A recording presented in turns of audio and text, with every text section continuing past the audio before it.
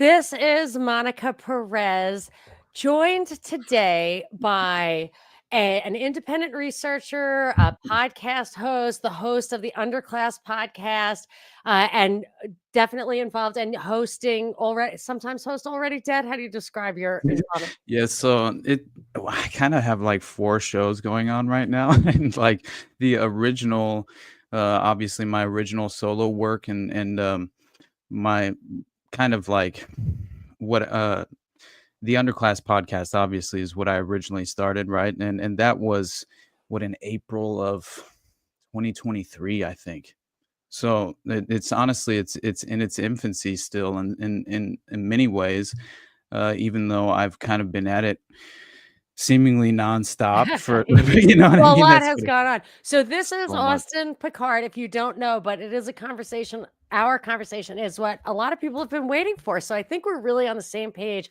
We probably think the same way, reach some of the Yeah. same conclusions. So when I didn't even wasn't saying like, oh, I'm talking to Austin Picard, but it just popped up and like coming up on my streams, and I started getting emails and DMs and stuff like, oh, I'm so psyched. There are people right here like, this is going to be epic. I'm I love excited it. for this. Been looking forward to this. And Well, hey, really, I say don't what now, normally, my people? yeah, I just I don't always get that. Sorry, my camera's a little I bit weird. think that honestly, we have to have some sort of a mutual audience to some extent because you have had more of an influence and impact on me personally than you probably realize. And when you came on Already Dead, I think I kind of alluded to that fact because I'm telling you, Monica, it like during the years of COVID, like you and Brad gave me this sort of lifeline and a life preserver to just you know logical common sense perspective and objectivity and like pursuing the truth in an objective manner in a way that was like you were attempting to be as unbiased as you possibly could be, and that is something that first of all I admire and respect more than anything as far as a core value. And so that resonated with me obviously from day one whenever I found you and discovered your work, and then seeing like of course the Boston Marathon bombing coverage that you did. My I God, was on the radio. I so mean, I crazy. was getting like real, so I kind of know now how feds work because I was getting real, like people acting like listeners telling me the biggest thing about that was don't say you're sure about anything. So when I'm like, I'm absolutely positive that the Trump assassination attempt was staged, they I don't love like it. that. They want you to Oh no. say, looks like it, but I could be wrong. Like that's so I mean, they were telling me and I was like, "What? I'm not no, I'm absolutely positive." I was Right. too stupid. Like I was stupid. No. But um you were asking me, and I want to run this by you because I don't think you're gonna like it. And it like really about the fires. Mm, So I was here while houses were burning, while the trees in my yard were burning. My back porch had already burned to the ground. So I was here watching, and my neighbor never left. He is such a Chad. He never wow, left, and he just put out fires all night. Like you can see, like all the hedges are like in between our two houses, they're right. burned. And he just stopped, and he said, "Look, I'm not a hero. I have a stake in this. My insurance is terrible." I was like, That's so funny. right on, like whatever it takes. So he was telling me, I saw some of this, but what he was saying was, and I could see right across the street from his house that he said he was all night long. The a tree would go up like like a Roman candle. That's the word he used. He said Mhm. it would go up, and especially a palm will do that. But most of this palms it was so windy that their fronds were blown off, the dead ones. But Mm, stuff like that, they're really heavy and hard, and they would travel and they would just land on a house and burn it down. And another thing that was happening was, or the thing that was happening that I witnessed with my own eyes is there are vents in your attic, maybe not everybody, but there's venting in your attic. And when it gets super hot, it can pull air in. I mean, I could be wrong about this, but I mhm. was watching it and this is what I was explained. It pulls air and embers and stuff in. So it starts in the attic. And once the attic is on fire, you cannot save the house. So this happened a few Wow. houses down. A house went on fire, and I was like, "Oh, I hope it doesn't get the next house." And it did. And I told my son, go run and get a firefighter. Like, let's see if we can save this next house. and that one went up because it was close together. But the one next to it, they had their driveways were next to each other, so it was a double driveway, and then they saved the next house. So I was watching that. You could see what trees would go up, like dried out hedges would go up, underbrush would go up. Citrus did not, olives, even my citrus trees, they're dead now because of the heat. They were green at the end of the day. Like they Holy did not shit. go on fire. Now they're dead. It really bugs me. And I thought they were alive. They were showed signs of life, but I don't think they're going to make it. But anyway, live oaks I guess they hold a lot of water. So people are saying, why were trees standing and houses not? Because lumber is firewood and green trees are not. That's Yeah, what I was true. watching. And then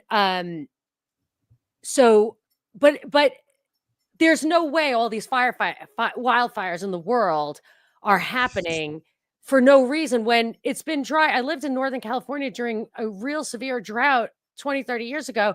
No, there was no wildfire. So something's happening. And my feeling is this is what my conclusion is. And I was looking at it. It's like, who has a state? Do you mind if I just go? I have like a million I questions. love it. I You're love going it. to I just love talk it. for an hour and a half, but you were asking me before air. And I I thought, gotta hear this because there's yeah. so much this makes sense to me, as far as I'm concerned. Yeah. So keep So, going. okay, good. Thank you. Because people are mad at me. They're like, no, it's directed energy and it's laser beams for space. I'm like, not on my street.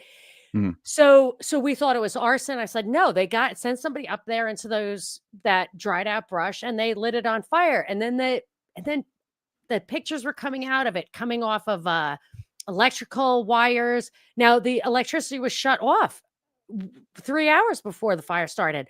Yeah. But I learned that, and those lines were not broken. But what I learned was they don't turn the high tension power lines off when they turn residential, and electricity can't just stop. It doesn't stop.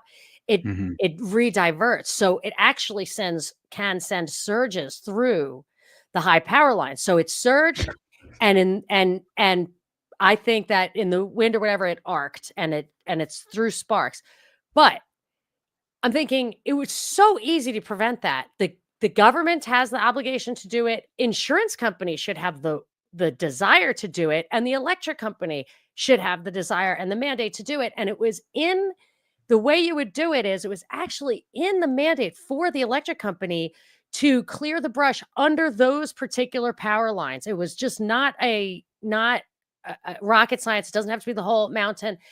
And so I looked into it, and of course, BlackRock and Picard own both Mercury Insurance, which is the big insurer, and the electric company. And of course, they, I'm sure, own Gavin Newsom. So you've got all the three entities that would be interested. But this guy, Pedro Pizarro, runs Edison International, which is the parent company. And if you look into him, this is when I finally was like, okay, now I get it. If you look into him, he's one of those like UN politician guys. Like he's all about sustainability. He shows up with everything's a fucking circle rainbow. He's just, like he's the guy. Right. And he has this desire, which he's mouthpiecing for whomever, that by 2045, the entire energy system needs to be completely redone. And I believe his focus is Southern California. And the second stated reason is wildfires. To prevent wildfires. So this guy acts like he cares about wildfires. How are you going to motivate people in Southern California who are no longer, I'm not the only one who's not going to be able to get decent insurance. No one is. Southern California is considered uninsurable. Something's going to have to happen. So people are going to be motivated, especially by this. The poor people in my section is like more working class, and the Palisades, which is the rich people, everybody is just triangulating into, yes, we please save us from this. And so my assumption here and elsewhere is they even if there is no drought, or even if there is a drought, they tell you not to water. They enforce these drought conditions. So even if there isn't a drought, if they tell you not to water, it's effectively a drought, and you can have wildfires that way. So I feel like it is the kind of thing where we don't know where the fire is going to start necessarily, but if any huge part of LA that burns is fine with me. I don't know about the Palisades fire that might have had something else. It was something else, but this was very preventable. No question about it. We spend $8 trillion a year on government. I think that's federal government alone. I don't want feds anywhere, but I'm just saying, if you got one thing to do, right? Police and fire, whatever, even a Mhm. minarchist would say that. I'm an anarchist for this reason, but yeah, so that's what I think happened. They lie hopped it, but in a way that it's happening everywhere. It's just eventual. It's just the lie hop is like, what order is it going to happen? So like, Right. I would warn you, there may be a disaster coming to you, and it Oh, doesn't man. necessarily have to be space beams from outer space. And that's it. You can talk for the rest Right. of your time. No, Monica. No, I just, I completely, like, first of all, I think that that makes all the sense in the world as far as just ineptitude, but also considering not only ineptitude, but like a manufactured crisis in many ways. And I think that's a lot of what happens more Oh, yeah. often than not, problem, reaction, solution, right? And Yeah, they could have prepared better. I looked over the couple of days before. What you need, it's predictable that your water is going to stop working, by the way. I came here Mhm. and the hoses were dry Yeah, and we were just using pool water. That's totally predictable. It happened in the campfire in Paradise. So when Newsom was preparing, what he should have had done, they were preparing for it a day before. The winds were crazy. They should have yeah. had tanker trucks coming from all over because the tanker trucks have to go back and forth to a reservoir. They can go to any reservoir. They fill Mhm. up and they come, and all you would need is just 1,000 of them. They don't even need to bring the water. You Yeah. just need the trucks, and he didn't do that. So like there was a lot. I don't, and I wouldn't Yeah. call it ineptitude. I would say it's intentional. Yeah, exactly. Yeah. Yeah. Now, manufactured crisis definitely as far as like the intentional aspect of it. But yeah, I'm interested to know because it's just I feel like there are layered operations that are being conducted at every level so very often. And it's like I just like first of all, I saw firefighter impersonators would legitimately had actual fire trucks who had come from this was so crazy, who were members of Antifa allegedly and had come down from Portland and had this is one of the craziest stories that I found during that time because there were all these reports of arsonists, right? Potentially starting Definitely. at least at certain like crucial areas Oh where yeah, the there's fire, definitely yeah. that. I figured Mhm. that was paid for. Right. Which was the one I forgot. There were so many of them at the time. I'm trying to remember the one that was specifically a few days later started at a homeless encampment allegedly, and like the police chiefs like actually did a public report with the local news at the time, which was very interesting and worthwhile. And yeah, PG&E very much involved in a lot of that. I remember. And by the first, I have to address the fact that it is seemingly strategic in the locations as far as high speed rails, the high speed rail line is concerned. That has been within the framework of this, Agenda 2030, Operation Lockstep, whatever You you know how want to much call it. cheaper desalination plants are than high-speed rails? How much? Just you could Yeah. complete for the one first track that they were thinking Hmm. of, you could get all of LA's water from the ocean. Wow. It's nothing. Yeah, I mean, it's not nothing, but Right. they have ships that do it. They delivered to Haiti after the earthquake 800,000 gallons of fresh water every single day from Jeez. one US ship. So, That's I don't need a crazy. high-speed rail. I just need to water my lawn. Absolutely. I think it's really the crux of it is the really the facilitation of the smart city 15-minute smart city infrastructure, like the diabolical agenda playing out as far as you're seeing like what was the most recent fires in was it North Carolina, South Carolina? Yes, I'm like, trying to these are yeah. places that are wet. Like, there Yeah. should never No. Australia as well, it seemed to be like very, very similar in many ways that and is a took the dry playbook. place. It'll be Yeah. easier to get that going, but wet stuff, like, you would never think. That's why when people are like, "Why didn't the trees burn?" I said, "I was taught as a child, trees Mhm. don't burn." My father would say, like, you don't have to worry about the trees, worry about the Right. houses." Like, he would prepare us for fires. Say, "Get away from the houses. Go to Mhm. the edge of the street." He said, "But green trees don't burn." Right. And you remember the sightings, right, of the UAPs that they were claiming were being sighted Yeah. above the fires at the time, which is another aspect of, like, some of the footage that had gone out on, like, mainstream media actually were showing these, unidentified aerial Oh, phenomena, yeah. right? And Yes. and and it Lots also of drones, by the way. I know, that's, And then they're a like, "We part of can't what have I'm civilian drones, only surveillance drones." Like, "Okay, but why don't you fly Uh-huh. like a bucket of water?" It Yeah. was all grounded, and Mhm. Biden I was listening, one of the things that day, they said, "Well, we would send up our choppers, but Biden's presence at the airport closed the airspace." It's like, "Okay, Wow. just tell me it's the wind. Like, just fucking Yeah. lie to me. I just can't That's listen so to this crazy. anymore." What did you think about the reports of the mayor, like, on a diplomatic mission, on Oh, they orders got from rid of Biden to her go to and sent her. Africa while Yeah. she's, like, sending messages, like, fully acknowledging that she had prior knowledge Oh of my this gosh, no, I potentially missed happening. that, but I figured they Oh, just yeah? got her out of the way, and I don't What was listen his too much name? to that stuff. James O'Keefe. It was Oh, James O'Keefe. She got James O'Keefed. So, yeah, who knows how isn't he a accurate and little legit. Oh, yeah, he glows he's like a the little. sun, basically. You know But what I hey, mean? you At get least your in my 80% of that stuff is true, like, yeah, glowing, okay, you can see it, exactly. it's fine. I know, that's another thing I thought was funny about what do you think about this Ian Carroll, situation with the collaboration with Candace, but then also going on Rogan? I'm very skeptical, I will say, and I don't want to, like, assassinate his character. I don't know him personally. Anyone You who goes from 0 to 60 overnight is you've got to explain it to me. I'm not going to name names right now, but someone told me that you were saying something I said, like, day 1. I was like, "This person, first of all, I've been researching that topic, and this is not publicly available information. So, right. where'd you get it?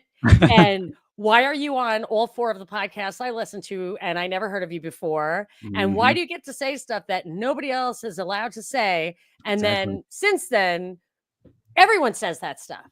Mhm.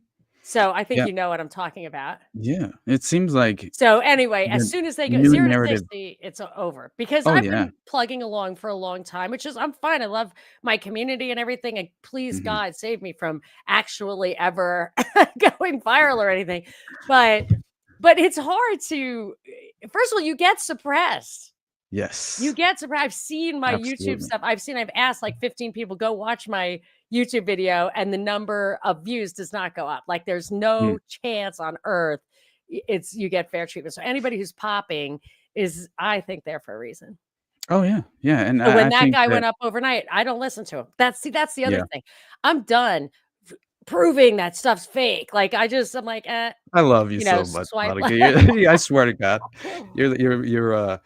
You're speaking to my soul at this moment in time because I am very just, like, kind of, at a loss and a little bit frustrated when it comes to like, and I understand, like, you know, trying to remain objective, but giving the benefit of the doubt in when it's undeserved, and like, what are we talking about here? And especially when, again, like, these narratives have it's very strange. It seems like new narrative gatekeepers who are kind of providing the misdirection and blowing the smoke and mirrors, you know? Absolutely. But I'll tell you the reason that it's worth going, continuing to do what we're doing. Mhm. First of all, it is such a fucking time waster to think that the political process is working. So I'm not going to get into this with you, but we should actually do a show together. Like, I'll tell you mine, you tell me yours. This guy, Devin Archer, was pardoned by Trump.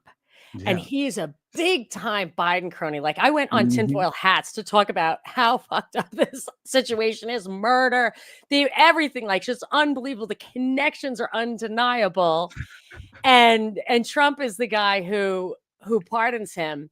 But the process, like, that guy, the judge overturned his conviction totally wrongfully, and the appeals process worked. Like, every court along the way, including the Supreme Court, was like, "No way, that guy has to go to jail." Like, it was amazing. It took Trump's intervention to I was like, "Wow, this process actually, is trying to work." Mm. So the fact that it does, and like Syria, people were like, "Hey, Obama, we don't want to invade Syria." And he's like, "Oh, shit. Okay." And then all of a sudden it's like, "Oh, a bunch of guys we don't know invaded Syria, but I guess it's Right. over now." So you try, it kind of works. But the fact that it doesn't work is something we need to, for whatever good it does, we need to make it clear we do not consent. We don't believe the system works. I don't think it's okay. I think you do have a civic responsibility to register your protest, more or less. You don't have to vote, but you have to say, like, I do not consent. Like, St. Peter is going to ask me and be like, okay, could you please go to Chrono Mark? Like, 37 years and 50, like I said repeatedly, I do not consent.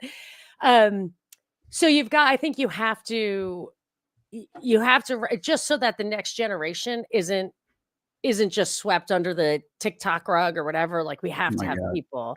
That's what I think.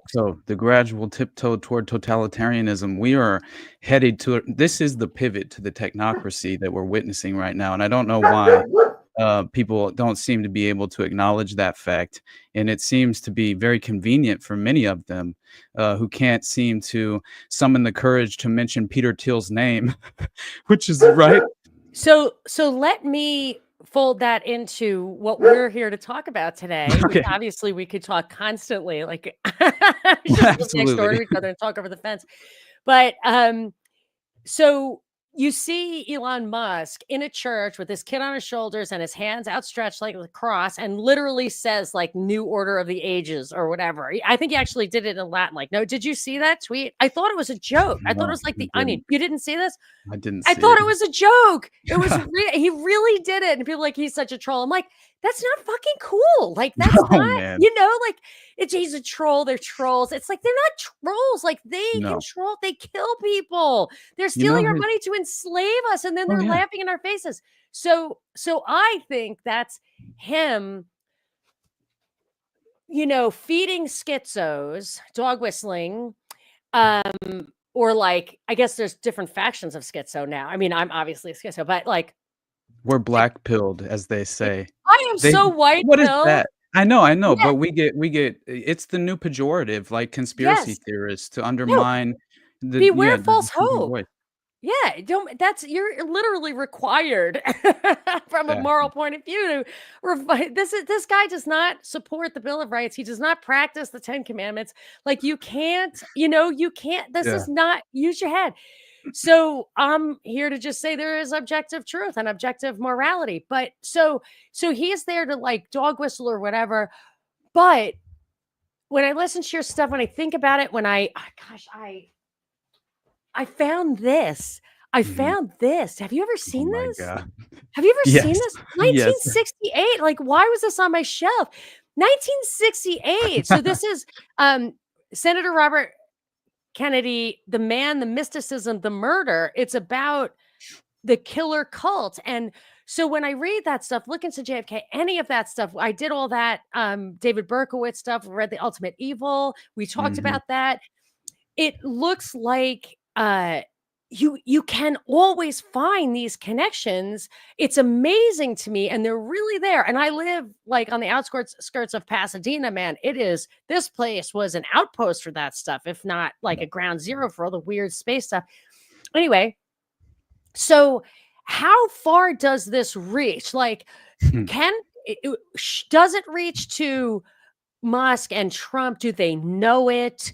Is it Oh, man. everywhere? Is it a faction? Like, I like to go big picture down. Can you give me that Right. overview? I think that, there is a cabal of elite special interests playing, especially, like, that seem to perfectly align and run parallel with this sort of philosophy that is very well established, and it's this well established occult underground that also ties directly into the pedophile underground, which I had no real understanding. I came into this basically as a blank slate.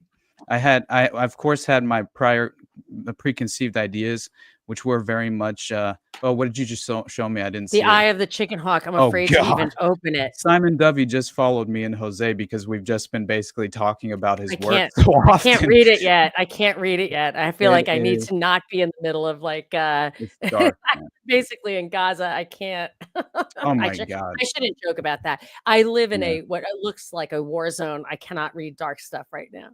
I agree with you. But It's yeah, like the pedophile stuff. Yes, yes, yes, yes. And I have to that's gotta be real because people are sick.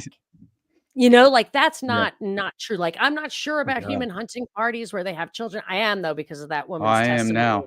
Oh, I yeah, if you didn't saw. realize, Monica. I'll Yeah, explain something with Concora true, yeah. that really drives that home as a potential reality, especially considering, I think it was John Wedger, the former Scotland Yard detective who's done a lot of phenomenal work. I think he just went on Nick Bryant's show.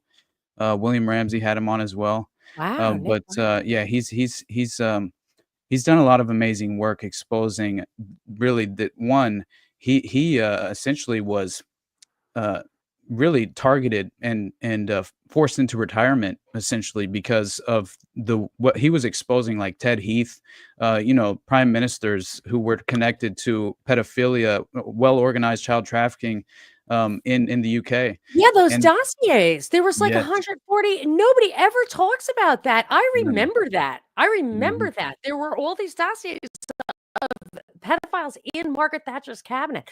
That must have been mhm, kind of sad because if you thought of her like a Reagan character right. when your heroes get Oh my destroyed. god. Margaret Thatcher, she's connected to Jimmy Savile Ugh. oh my god, funding the Oak Ridge facility in Canada, which was basically, have you read Steve Smith's book called The Psychopath Machine?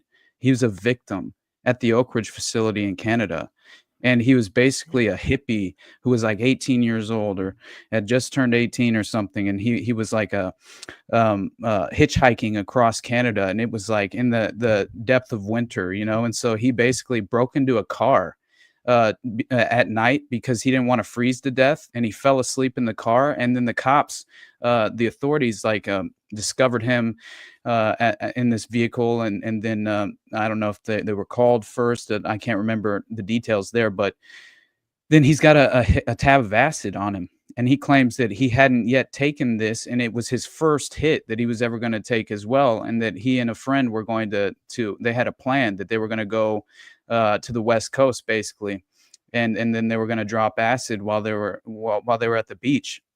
And, and so he then gets, as he's being accosted by the authorities, he essentially just drops the tab, so he doesn't get, a sentence due to the LSD, obviously, which would have been a huge criminal sentence as far as like at the time specifically, but even now. But still, it's very interesting because he basically charts a course where he was they violated his rights because they were looking for a specific profile that he fit personally, which was that they were trying to conduct experiments at the Oak Ridge facility at the time that were very much in league with MK Ultra and the Dr. Ewan Cameron Montreal experiments, and that basically they wanted him to be a test subject, a part of a test group that were essentially being utilized to directly pair with sociopathic maniacs, psychopaths, and then they would conduct experiments, putting them completely naked while chained together in rooms where they were supplying food through straws in the wall, like confined spaces where they would just watch what happens while they put them on camera. And Wow. and Yeah. yeah, these are people who would like Peter Woodcock, who were like legitimate like psycho predators who had like murdered children and sexually abused them, and then he's being shackled to them, and specifically Peter Woodcock in this scenario, and he claims that they were utilizing sociopaths because they were attempting to what he claimed was a psychopath machine. They were trying to, and this Peter Woodcock was legitimately sent onto a kibbutz in Israel and was put on the front lines with the IDF for a certain point in time, and so it just will blow your mind when you realize like this again pattern recognition that's undeniable at a certain point, and and yeah, so the psychopath machine made me really I'm consider sure I because have that book. I've seen it. It has like the fonts on the front is kind of sketchy, kind of yeah, like yeah. So when you say so I have this Jim Keith, the mass control, mind control, where he goes into Ewan Cameron and mhm. West, the Oh people, gosh. the doctors who do definitely did stuff like that. Oh, that the guy with the Spanish name, Diego. Yeah. Oh my gosh. I So know. we know they do it when in this psychopath machine, Woodcock, who is he saying? Does he know who it is? Could he identify the institution or the individuals who were doing this? Yeah, it was I'm trying to remember the name of the let me pull it up here because I have the name of the actual doctor who was conducting a lot of this, and it really, like, honestly, when you begin to realize like what was being conducted at Oak Ridge, it was basically this Oak Ridge facility, and this is where doctors were torturing these patients on the Ontario Medical Mental Health Center. Oh, Cameron, I Essentially, think, was from Canada. yeah, Dr. Ewan Cameron was definitely in Canada, and he was conducting the Yeah. Montreal experiments at the time, so it ran perfectly parallel. And I believe actually there was actual documentation that proved that they were getting their specific psychedelic drugs in the various the various different drugs that they were administering to these patients throughout their experiments. They were basically getting through and employees of the Crown. It's very interesting because this is where you have, like, for example, I found it interesting that basically you have this German brotherhood that's apparently connected to this Oak Ridge facility, who had been actually going to visit Peter Woodcock privately at when he was located there. I found it very strange because it seemed to, like, provide a connection to this a potential Nazi safe haven that had been set up through paperclip in many ways in the Gladio, network through the various rat lines that were staged post World War II, and it also kind of combined this notion of mind control experimentation directly coming from these Nazi experiments that were specifically. What decade was that? Woodcock and Oak Ridge? This was in the 70s, right? So it was Yeah. let me Those guys would is have it still kind of been in their prime.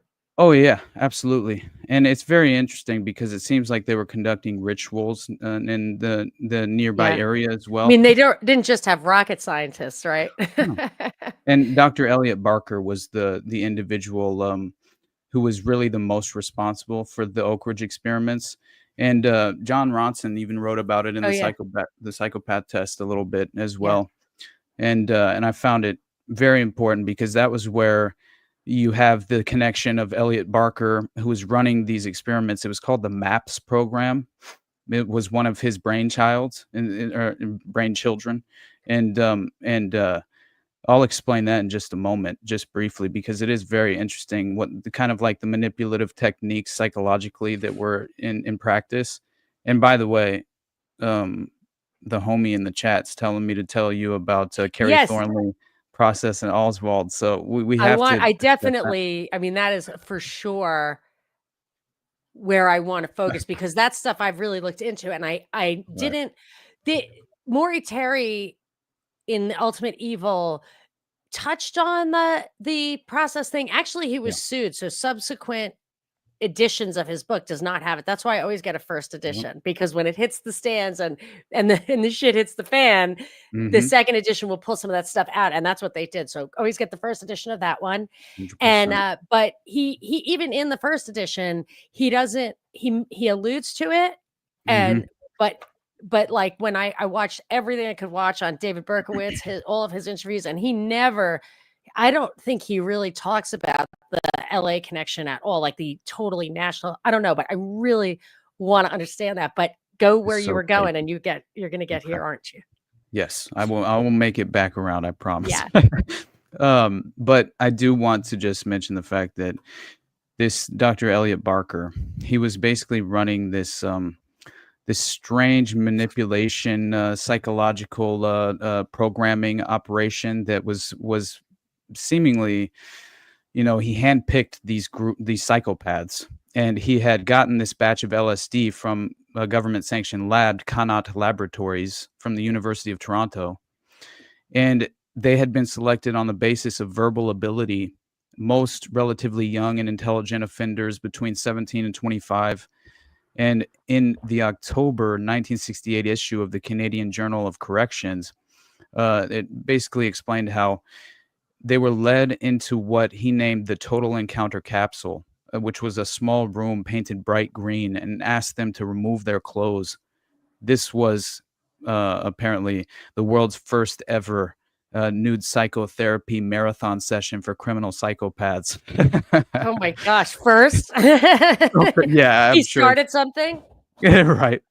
But so these naked LSD fueled sessions lasted for like 11-day stretches, and apparently the psychopaths were just like there were no distractions, no television, obviously, no clocks, no calendars, no clothes, and they were forced to have a perpetual discussion at least 100 hours every week of their feelings, Oh apparently. my gosh. And That's when they got constant. That's every waking moment almost. right.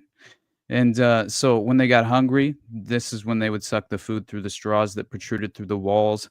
And the patients were encouraged to go to their rawest emotional places by screaming and clawing at the walls and confessing fantasies of forbidden sexual longing for one another, even if they were, in the words of an internal Oak Ridge report at the time, in a state of arousal while doing so.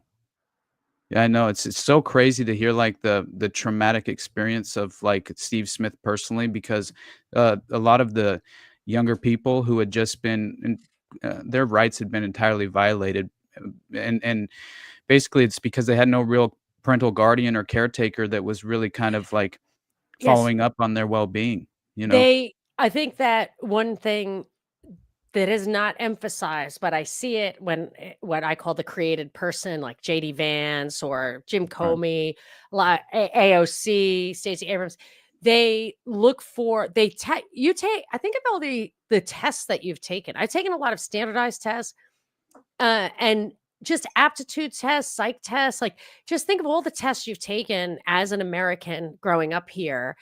They and especially if you join an institution like Right. the army or something, and now corporations are doing them. They're doing psych tests. They assign you a number.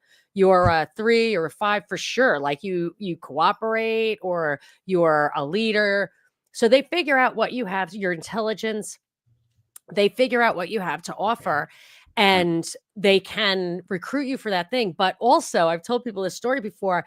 When I kind of ran away from home a little bit, I dropped out of high school and but I was just at the end of my junior year. It was a little disruptive, but as the youngest of 9, I'm like not 100% sure my parents noticed for a while.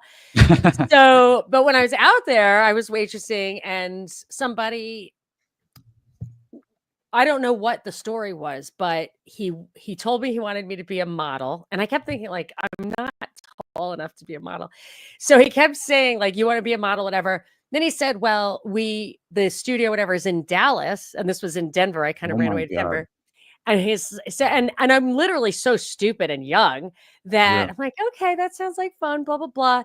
And then, I guess I wasn't that stupid. He said, "Do you have a boyfriend or anybody who, like, would miss you?" Oh my god. Kinda like Holy that, like, whatever shit. he said, I was like, I don't Red know." flag. Yeah, and I'm dumb as a box of rocks, like, my mother used to say, like, "You have no street smarts, you're so smart, and you could take a multiple choice test, you get every question right, and then you can't handle the That's streets." too I'm like, funny. "Okay, this is true." So, but I did dodge that bullet, but now I know they for sure, look for that. So, Absolutely. Yeah, what was Ghislaine doing, hunting for nubiles, right? While they're sitting there trying dude, to convince them that, they would become Victoria's Secret models and get, right, a glimpse at the high life, and then all of a sudden they're seduced into giving their passports to them, and then all of a sudden they get on a plane and they don't get it back when they land. I'm Uh-oh. sure there's a lot of psych stuff goes into that because if you're a young girl, Mhm. they were adolescent, they were post-pubescent, like, these weren't children. Yeah. You you can be mentally seduced, and then you kind of consent. Like, if I had gotten on that plane, Mhm.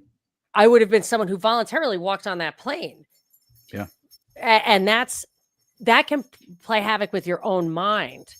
Yep. as a victim of that. You can just, and they can say, you've been prostituting. You can't go to the police. Like, I can see how that they use these kind of the intel they get through psych experiments are very useful in how they control individuals, but also then extrapolate to how they really drove young women of that age group insane during COVID and Mhm. continue to exploit them with TikTok and everything. I mean, it's Oh really, my god. no doubt they know exactly what they're doing. I saw that in that Missouri, what they were saying, the trans genocide of Missouri or whatever, where I saw they were pushing, basically just legislation to, um, end Uh, the ability for trans or for children to seek, gender reassignment surgery, right? And one of the speakers that was specifically urging and like, for this, bill to be passed was apparently she was a lesbian, a doctor who had been married to a trans person for like the past 13 years or something, and that through her personal experience of running her private practice, that basically she and the group of individuals within her practice actually had come to find where they would refer to this phenomena as the TikTok phenomena, essentially. I think is what was the term they were utilizing, and it was basically they were saying that it was a social contagion brought upon these young females specifically who had been being fed this specific script from this TikTok algorithm that were coming in and verbatim, almost verbatim, each of them were citing this script as if it were, their actual, gender identity crisis that they were, in the midst of, and then pursuing gender reassignment surgery. And through their reassignment surgery, she was claiming that through, like, let's say, um, you know, an inverted penis turned into a vaginal, right? You know what I'm saying? I'm sorry to get, but yeah, yeah, that's what's yeah. I know happening. And they're saying that unfortunately what is also taking place, which is being very underreported, is that these infections are happening in regard to this from Oh, their first sexual experiences. oh, Yes, and so oh, of then they come back course. and they contract these infections that have then actually led inevitably to loss of life. Oh my gosh. And And not so yeah, I don't know, it's just absolutely. yeah, you shouldn't elective surgery like that is already sketchy. Um, Mhm. to let children decide to be to sterilize themselves, like My before god. you even do all that. Are tattoos, can children go in and get tattoos with that? That's their consent. You know what I'm saying? Like, you're not supposed to alter your body. And then they lay out this bullshit that if you don't do it at that time, you can never Mhm. do it. It's that they could never get enough adults to do it, to do the kind of experimentation and cultural Right, transformation. They cannot prey on adults. They won't do it. They have to prey on the children who are going through a crisis with the person they trust the most, the right. parent who loves them. I mean, I remember just having a back and forth with my daughter when we were all under so much stress here where it was locked down for a year and a half. Mhm. And she would say, like, "You're engaging in bad parenting," or whatever, and you could just hear that TikTok speech, and I'm thinking, what I'm doing is such good parenting. Like, I'm not enjoying, trust me, like, this is taking a tremendous amount of time, patience, effort, wisdom, reading books, talking to people. Like, I am helping you. Like, you are nuts. And, Yeah, she wants exactly. a septum ring and like a million other, I'm like, Oh gosh. no, like, you're Yep. not doing that. Like, this is my body. I'm like, okay, no. Man. And it's funny because I could just hear the inversion. And the problem here was your I would control the screens pretty strictly. And then all of a sudden they're zooming for school 8 hours a day. And then when they're off, I'm like, no Zoom, you can't do that. You know what I mean? It's out. Right. It's the toothpaste is out of the tube. Like, you cannot, then you're really a monster. And you Wow, I can't didn't even think about yeah, that. Yeah, you can't there was yeah. nothing you could do, and I'm thinking, "Okay, these kids are all gonna be blind and deaf. That's okay because you're gonna have your glasses, your little, your glasses that have artificial brain Right, eye right. ear thing." All this Mhm. stuff. You can see it's real, yet it seems fantastical when you look into the process stuff. even this, like the Kennedy thing, this little pamphlet, the guy talks about the connections and Oh my Sirhan. When God. I found out, I didn't really know what was going on. When I found out Sirhan spent time in Pasadena, I was like, The oh, OTO Lodge. It was the yeah, like that. 100%. Aleister Crowley was here, Jack Parsons. It's the Yes. origin of NASA. There's a huge I NASA know. thing here. It's called JPL, and it's totally looks like nothing. If you go near it, they chase you away.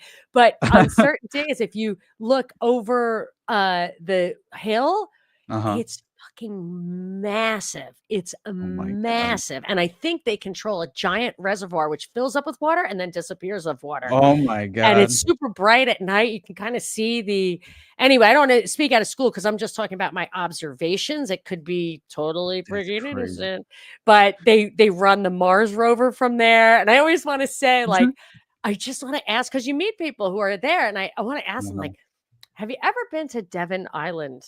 Have you ever seen pictures of Devon Island, Austin? It's very You can much like Mars, you huh? can Is that what literally you're saying?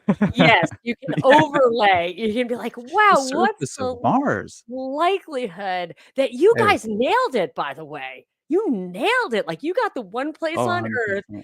that looks how'd you even Hey, know? How could you know? Warner von Braun put on his headstone, "The firmament revealeth his handiwork," right? 100%. And so Interesting. it's like, what the fuck is he trying to say? Right? Wow. Yeah, and he had some deathbed confessions, which were very interesting as well, Come which on. yeah, yeah, and You you tied that are a into the wealth of Disclosure knowledge. Project, right? Yeah. And that's another thing. You tie that into the Disclosure Project funded by the Rockefellers. You tie that all the way back to War of the Worlds and the Orson Welles broadcast, which was all psychological operations at the time. That was a mental psychological deception. That was what that was for. Which was? They then ran the The War of the moon? World broadcast, which Oh, was yeah, yeah, funded yeah, yeah. by That was a yeah, Rockefeller was thing. funded by the Rockefeller. the Princeton Radio Project, which was all funded by the Rockefellers, which, inevitably what resulted in that was they studied it based on the Yeah. psychological reaction as a phenomena. And then they thought, how could we utilize this in the future? I realized that very much. I think that the UAP phenomena has always been tied back to psychological operations, and really maybe even a crucial component within this new age esoteric ideological system of control that's being like fulfilling this god hole within so many people. You know, what is Have this you one? seen do you know Jim Keith? I love Jim Keith. Yes, I do. He was an Yes. original conspiracy researcher. He wrote Mhm. Saucers of the Illuminati. Yeah, yeah. And this guy goes way down the rabbit hole. Like, he's not afraid of Mhm. UFOs, that's for shit sure.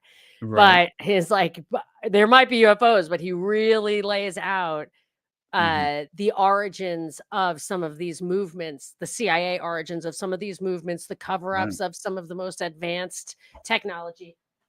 I know Yep. people who Okay. my grandfather saw UFOs and he swears by it. So, or he did. So I'm not saying they're not true, but they're definitely used for Yeah. these No. purposes. I'll have to pull up at some point.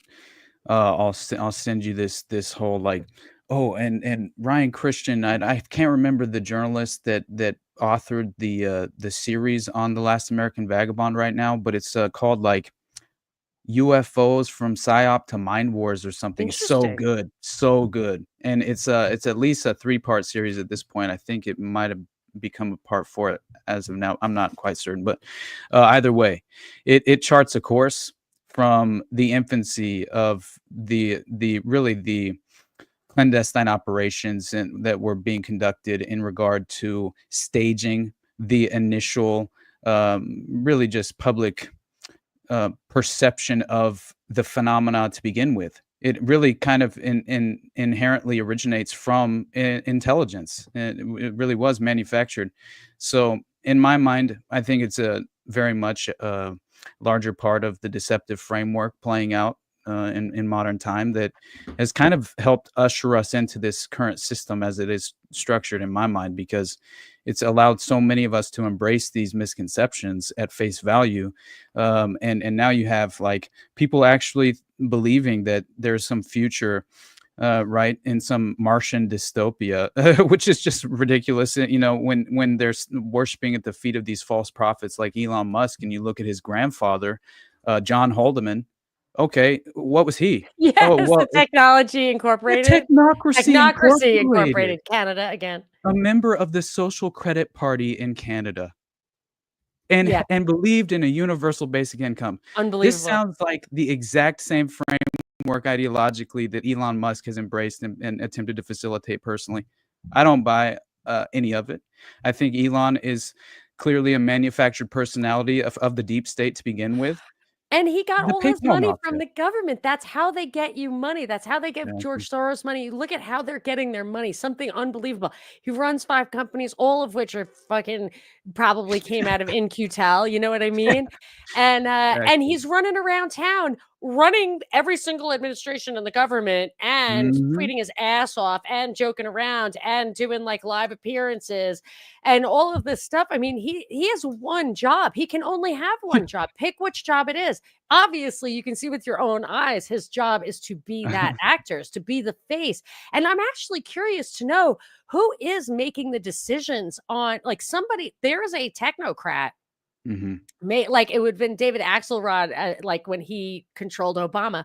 There is somebody saying, go into this administration and cut whatever. There's a team. There's probably 12 people in a room, Yeah. all white men, by the way, who are not that I give a care, but I'm just saying, like they all act like they're. Well, I mean, those guys are against DEI, but I'm talking about the guys who are controlling both parties. That they are just the Klaus Schwabs of the world, and or whoever controls him. And they're Right. in there deciding how to revamp the entire government. I mean, this is a massive project that is the turnkey technocracy. The AI has been trained by these people who are getting fired for the past however many years, at least 8 years.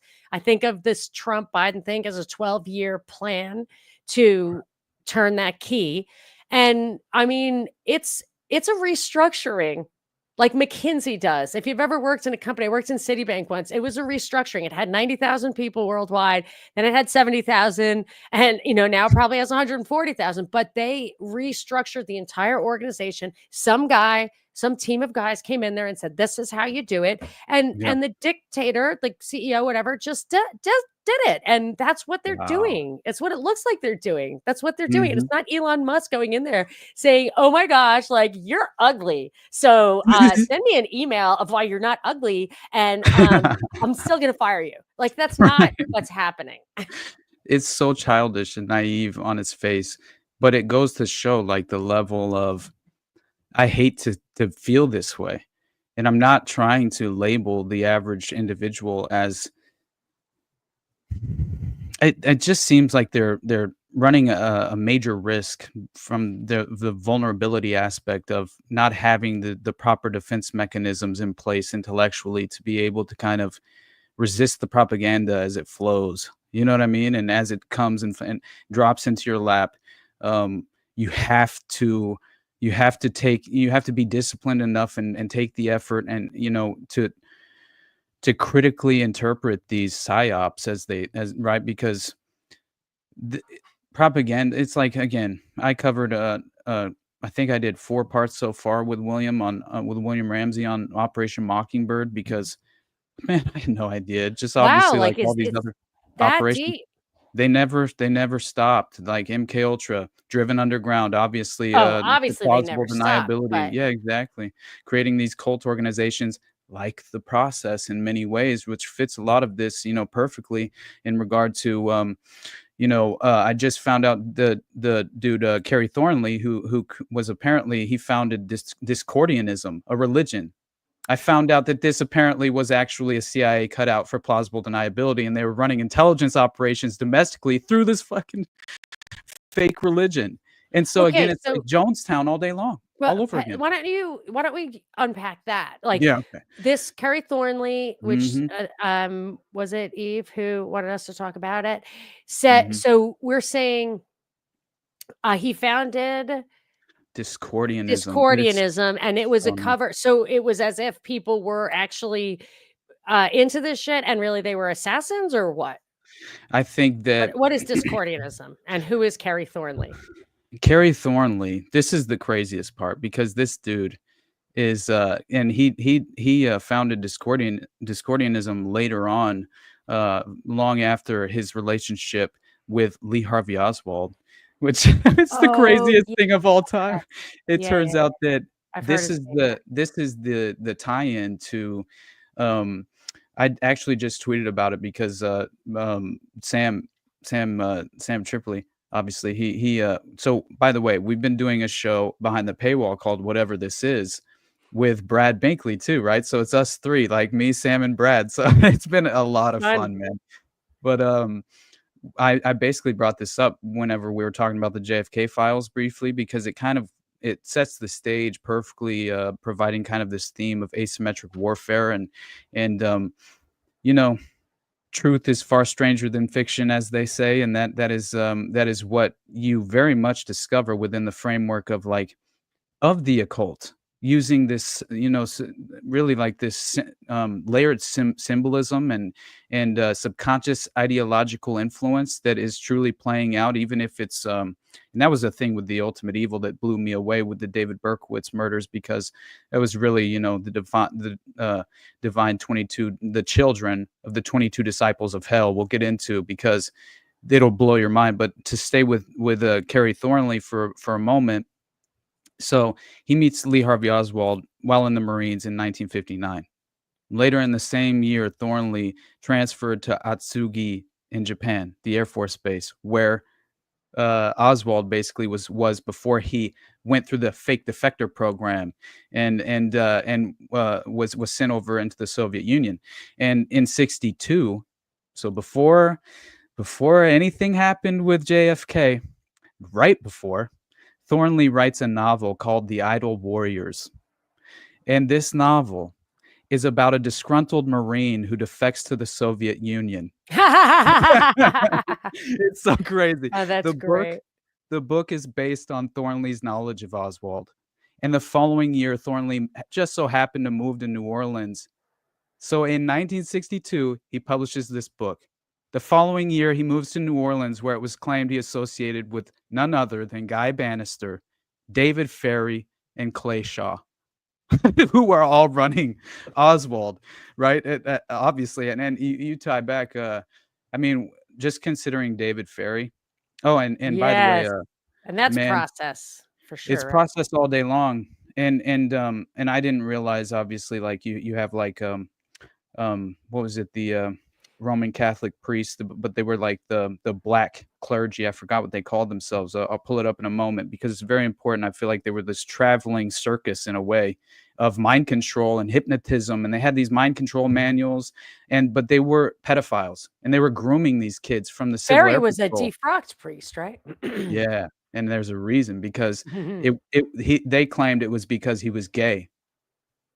I think it's because he was a gay pedophile. You know Yeah. what I mean? But, That's even though the that's thing. yeah. Yeah, that there's a difference, and that a lot of the scandal in the Catholic Church, I think, was it I think more of it was the preying on young men, Yeah. not like children. I think the pubescent thing is Prepubescent is another layer that's a of, I whole think. 'nother fucking level, Yeah, you know? because I mean, that I'm not just actually like any of it, involves. but I'm just saying, Yeah, like, that's really, an abomination of, untold absolutely. you can't Complete I can't even sadism, get like, my mind around that. no, it's impossible. And I will say, just from overexposing myself to, like, court documents, various witness accounts, details of like, the most sadistic abuse I could ever even you could ever imagine.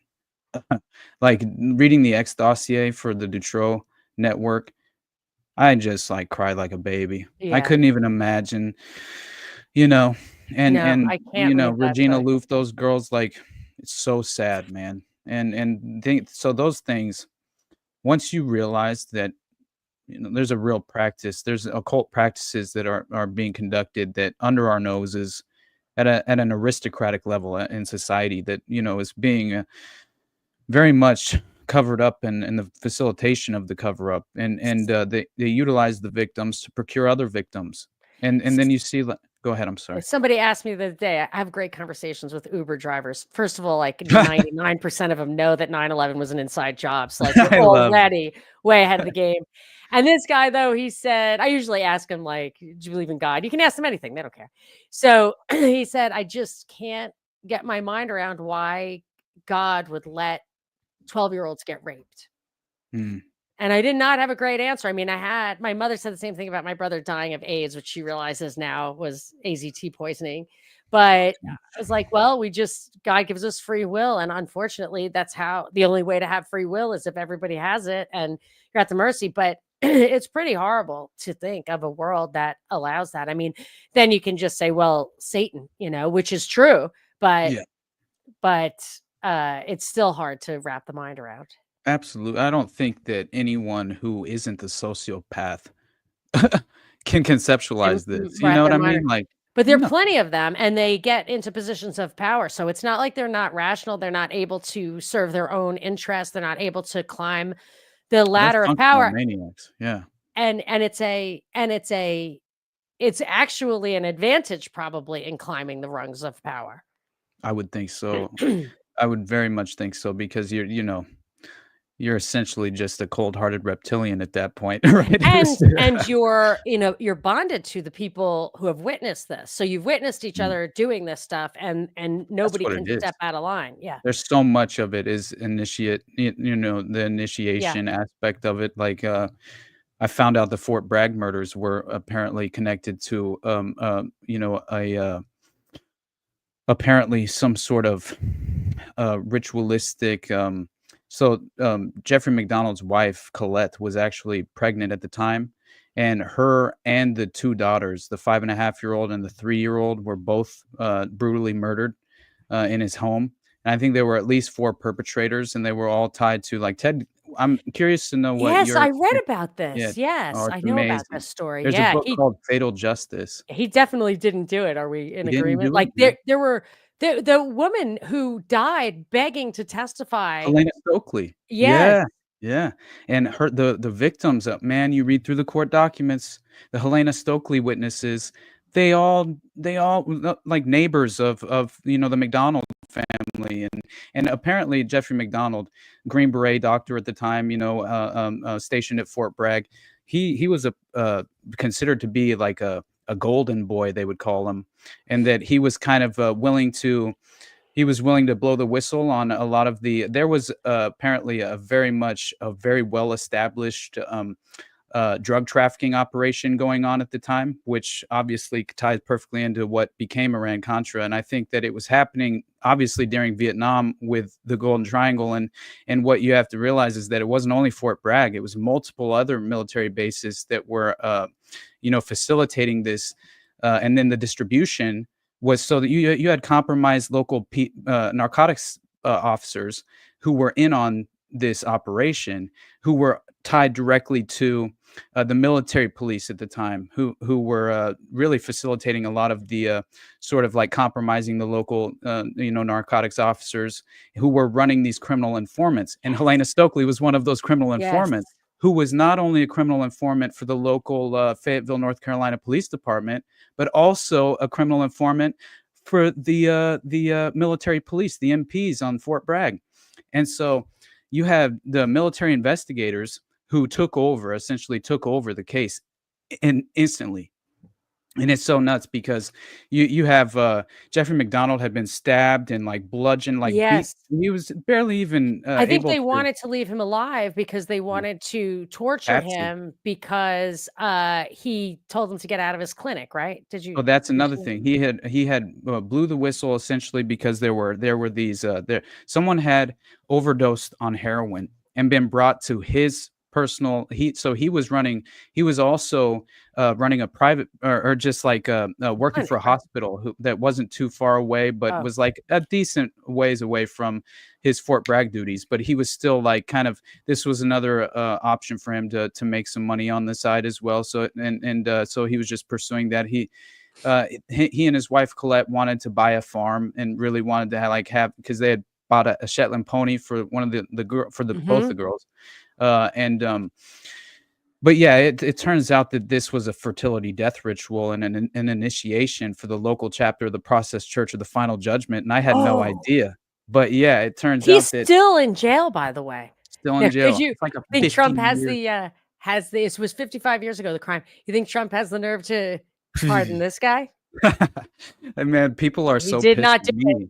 Yeah, people are pissed at me just for even mentioning that this guy could be innocent, which is Oh, crazy. McDonald's? There People get that mad at woman me who for was saying there, that. they were I know. witnesses of her nearby at I'm the telling bus you right stop. now, I was Really? completely convinced through just Yeah, just the court documents alone, and then yeah, understanding that the prosecution, so they had private meetings with Helena Stokely, and they threatened her in right, front of. So later on in the 2000s, there was a memorandum that went public of an investigator who was present with the prosecution and Helena Stokely in a private room yep, when he claims they threatened her, saying if she told the truth about what happened at the McDonald house that night, they would fucking prosecute her and yep, send her away to prison forever. yep, That's what they said. yeah, And and so she ended she's up like, she dying anyway. exactly. And you, by Well, the way, maybe she maybe that's blew the why. whistle on the cadaver connection that was being very well, facilitated and distributed through Fort Bragg and other military bases at that time. And you go and you look this up. I'll send you this PDF of Ted Gunderson's interview with Helena Stokely and I'm Wow. curious to know. Yeah, it's the Dr. Jeffrey McDonald investigation, and Gunderson maybe sometimes, I don't know, I know. but an interview is I'm an gonna ask you. interview. Yeah, it was an actual interview you can watch. I wanted to use it really bad as a clip in the I did a 4-hour episode on Yeah. this. Solo. I did a 4-hour episode just like I couldn't stop. Wow. It was Oh, yeah, insane. somebody told me that. Yeah, yeah, yeah. No, I did know about this, but yeah, if there's a witness who Mhm, provides exculpatory evidence who is not exactly. on They like Bill withheld. Cosby, Yeah, there was a guy who overheard his accuser plotting to extort him, and that's why he had a deal from the prosecutor that he wouldn't be prosecuted, but he could go on the civil case and give the deposition and pay her off to go away. But even in this recent trial, was not allowed to bring that witness. That's an absolute violation of the Bill of Rights. You can't have that. And to my utter amazement, he his court, even though he was in jail for 3 years, an 80-year-old blind man, they did overturn his conviction. But wow. anyway, so Um, anytime there is, I don't care if they're, to me, they are not proven guilty right, if there is exculpatory evidence that is not permitted, that they want to introduce, that is not permitted in the case. I mean, that's not, you can't accept that, because what if it's right. you? What if it's you? Exactly. And I mean, honestly, like it was just fatal justice, right? Like that's really the perfect title for a book in regard to this story. Because it really was like just the most insane and extraordinary example of a miscarriage of justice and Mhm. the withholding of exculpatory evidence from the jury, from any real honest Like Ross objective. Ulbricht, people say, "Why do you Yeah. defend him?" I'm like, "Because there were 2 people who went to jail, Yeah. for malfeasance in investigating his case by the government, and it was not permitted to be brought up in his trial. Yeah. You cannot allow that." It's so crazy, man. Like, but yeah, and it was this former deputy U.S. Marshal Jimmy Britt was the one who filed. It was an affidavit, not a memorandum, and it was in 2005 that really kind of created this stunning new development in the McDonald case, and basically he filed this affidavit with the North Carolina Wake County Courthouse on November 3rd, 05, and he states in this affidavit that he was the witness to a conversation between Helena Stokely and State Prosecutor James Blackburn in Blackburn's office on the 8th floor of the federal courthouse at 310 New Bern Avenue in Raleigh, North Carolina, during the trial of Jeffrey McDonald in 1979. And according to Britt's statement, Blackburn began to interview Helena Stokely, and in the course of that interview, Stokely revealed to Blackburn many things, including details of the McDonald home, such as the rocking horse with the broken spring, only known to crime scene investigators, in order to prove to him that she was there. She told Blackburn that she and others were in McDonald's home on the night of the murders and that they had gone to the McDonald home to get drugs. there's more to that story because again, it was like the guy who was running this distribution network from Fort Bragg, at least helping as a local chapter member of the process. They called him the Wizard with 2 Z's. Listen, this is so crazy because there's basically there were all these cult members who, when before Helena Stokely died, she was giving all this information to Ted Gunderson, and Prince Beasley was her original handler as a criminal informant for the local narcotics division in North Carolina. And it turns out that she claims that there were 13 exclusive members of the group, and specifically these numbers matter. And this again falls in with what we talk as far as just with David Berkowitz and those murders, as well as we should talk about that. Yeah, we have to. Church. Yeah, 100%. I know I'm totally off base over here. I've never. We're good. We have 50 minutes. I want to do cool. 2 hours, and even if we wrap up with that, we have to bring in that Stanford Church murder because I didn't even know about that with Ultimate Evil. But keep going. This stuff is fascinating. The Jeffrey McDonald stuff, the Stokely stuff. It's so. I mean, these miscarriages of justice are just. That's what should make your blood run cold because if there was this guy, Donald Soxleben, he was the whistleblower on the second underwear bomber. He prevented that from happening. God. He was shortly there and he was also on the scene at OKC. He was a bomb specialist. His name is Donald Soxleben. Nobody's ever heard of him, but I just remember reading the article and he was at OKC. And I think he was so horrified at what happened that he blew the whistle. He did not want another one of these. And by what the New York Times or the Washington Post, wherever I was reading it, a bizarre coincidence, he was arrested for having kiddie porn on his FBI. Oh my God. I mean, what a silly playbook, guy. Man. Why would he at work too? Hey, he's like, which laptop should I use for my kiddie porn? Let me go to the office because I want to view some kiddie porn. That's so crazy. It was really, and he pleaded guilty. Of course, he's like, "Yep, you got me." I'm like, you are you right saying now. I have to die or not? They're like, you don't have to die. It's like, okay, kiddie porn it is. Keep your mouth shut. That's crazy. Yeah. So Soxleben, Sachtleben, Donald Soxleben. But yeah, one more time. I'm sorry. It's if you're interested, Sachtleben.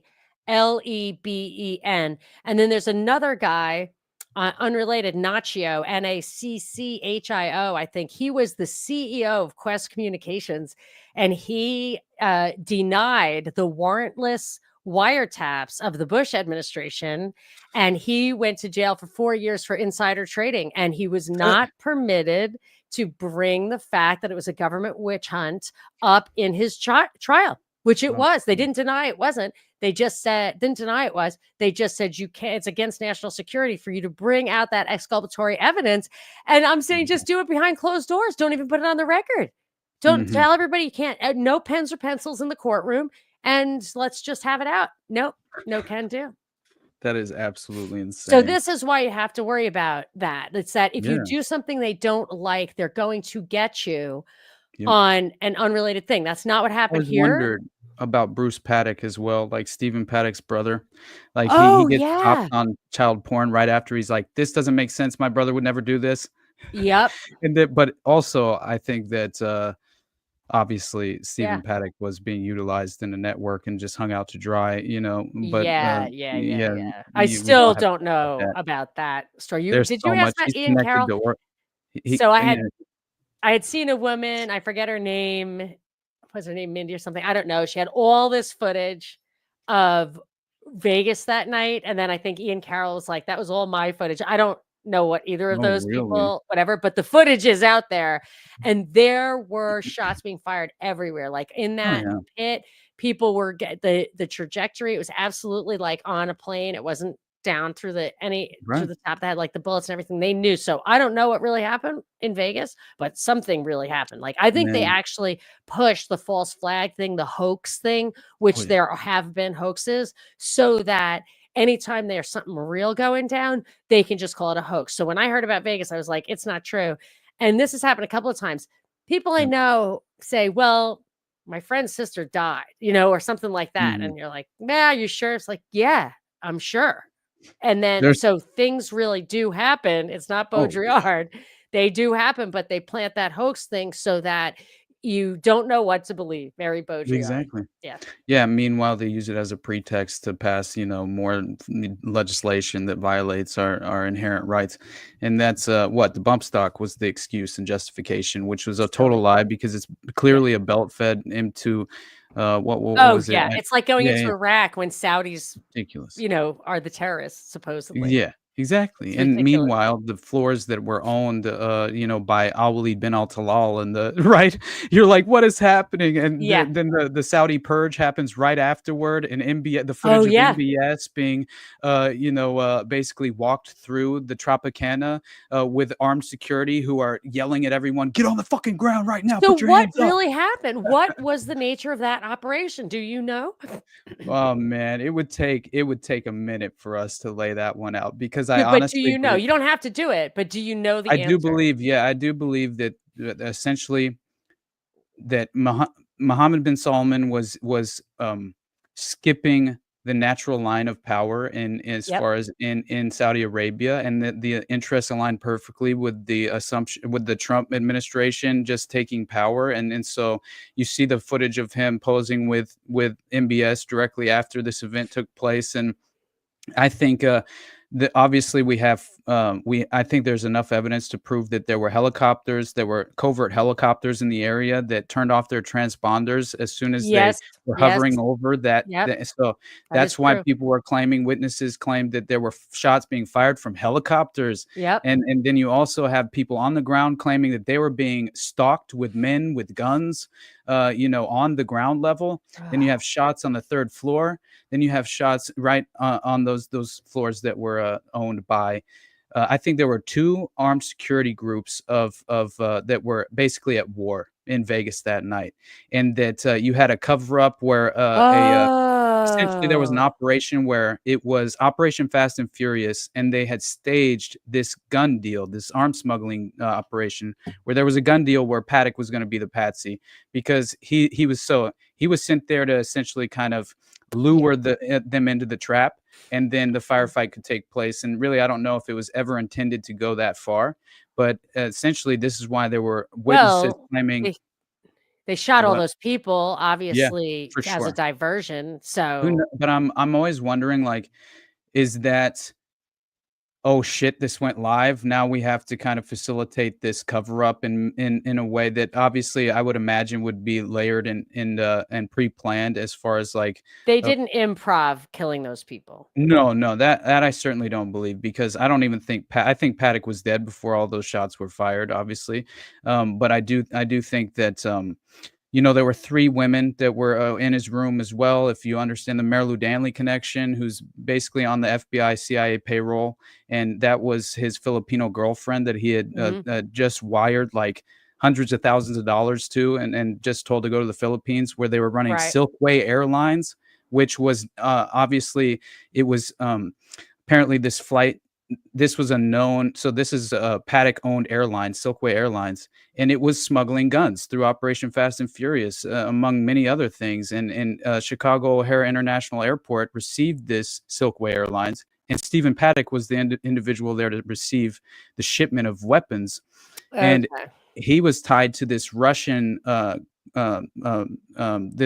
apparently this Russian mob figure in Vegas who was, they were just using Vegas as a place But to what launder did their that money. have to do with, um, the Saudi guy?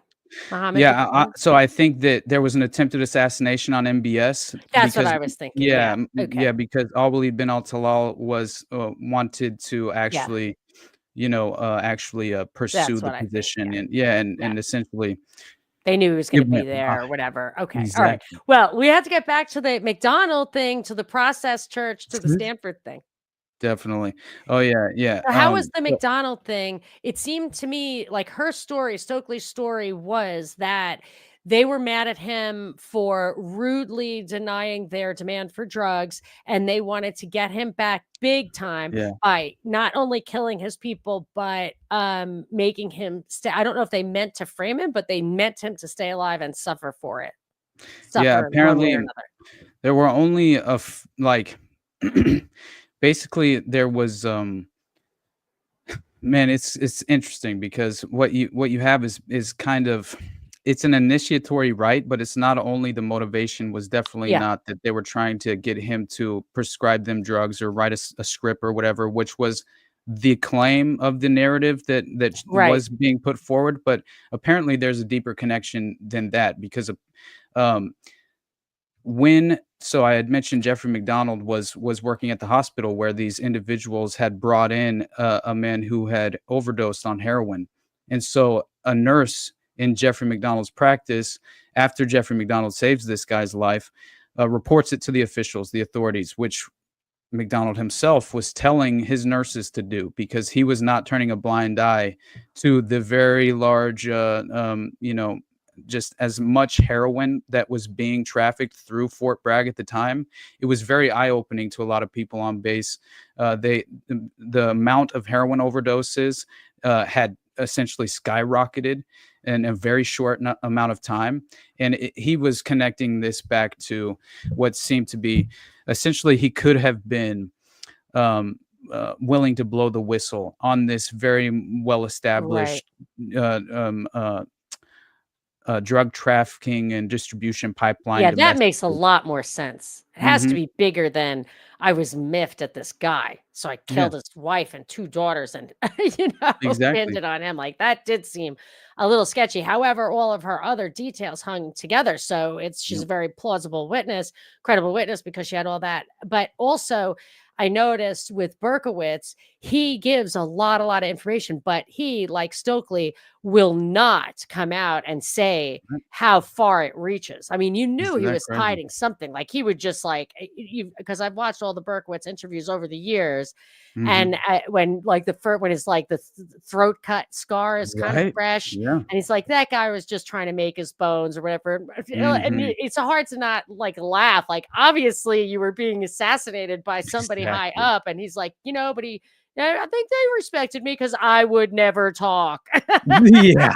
You It is know? so ridiculous Yeah, that but that is there was something he wasn't talking about still to this day, exactly. and he says, and there was the implication of He said possible he stuff found. refused to name the names, right, of Yes. the cult members, and that was the same thing Helena Stokely told Ted Gunderson, right? And it's very interesting, and once again, I I think you would be very interested to read Fatal Justice because and Okay. also, like, one of the co-authors, their description of Ted Gunderson and kind of his personal, um his personal attachment to the Fort Bragg murders was really his main case coming into, as a private investigator for the first time, like, his first kind of he was, um one of his biggest cases when he first started his private investigator practice as Ted Gunderson was this Jeffrey McDonald murder case, and, Yeah. it was Fatal very Justice interesting. Reinvestigating the McDonald's Murders by Jerry Allen Potter. Yep, that's it, yep, and, I think it's very important because through that is where you kind of see that this, Prince Beasley, right, the retired Fayetteville, North Carolina police officer who had been running Helena Stokely as a criminal informant from '68 to '72, Mm, and mm. he told Right when Beasley that happened. exactly, and oh my god, I all right, clearly I'm an emotional person, so it doesn't take a whole lot to bring me Yeah. to tears, but I'm sitting Yeah. there, like, reading after these murders took place, he finds out about it in the middle of the night, all right? Early in the morning, he finds out about it, he reads this article, and and the first article was it was so crazy, it's like, we're Green Beret doctor's family killed by hippie cult. Like, that was the original Wow. yeah, headlines, I swear to God, Wow. before all of it was covered by the MPs, like, Wow. yes, 100%, that was the official line, That was the right off original the initial bat. dismissal of charges. The Yes, chagrin of Colonel Rock issued a report recommending charges be dismissed, and he exactly. believed no truth lay in those charges. The nature of the murders led him to believe the perps were insane or under the influence of drugs. It does not say cult related, but I wouldn't be surprised if I clicked through and he said that too. Oh, yeah, it's absolutely crazy because that's another aspect of it, you know, Oh yeah, it it came from Fatal Vision.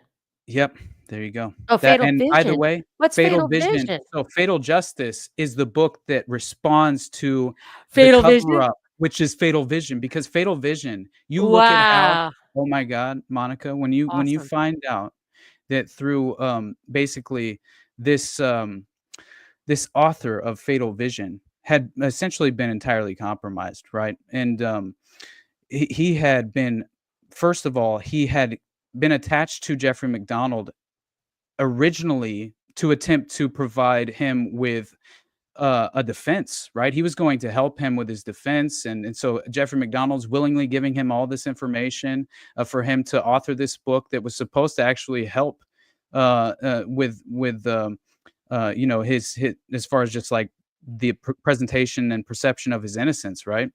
But Mhm. that very much Yes, that's how they do it. Yeah. exactly, and so it takes a turn, right, at a certain point, Yeah, like a and, Netflix documentary.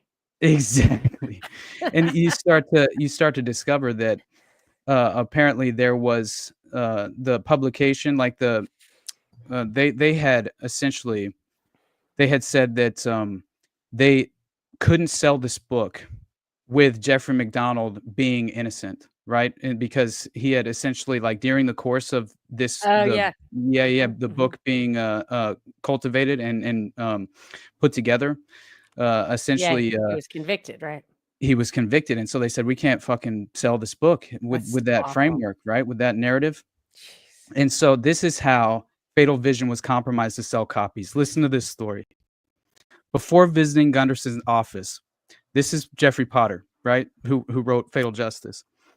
I reread Joe McGinnis's book, Fatal Vision, and I dipped into old newspaper reports. And what I found there made me feel as though Ted Gunderson were either a damn fool or he really knew something no one else did.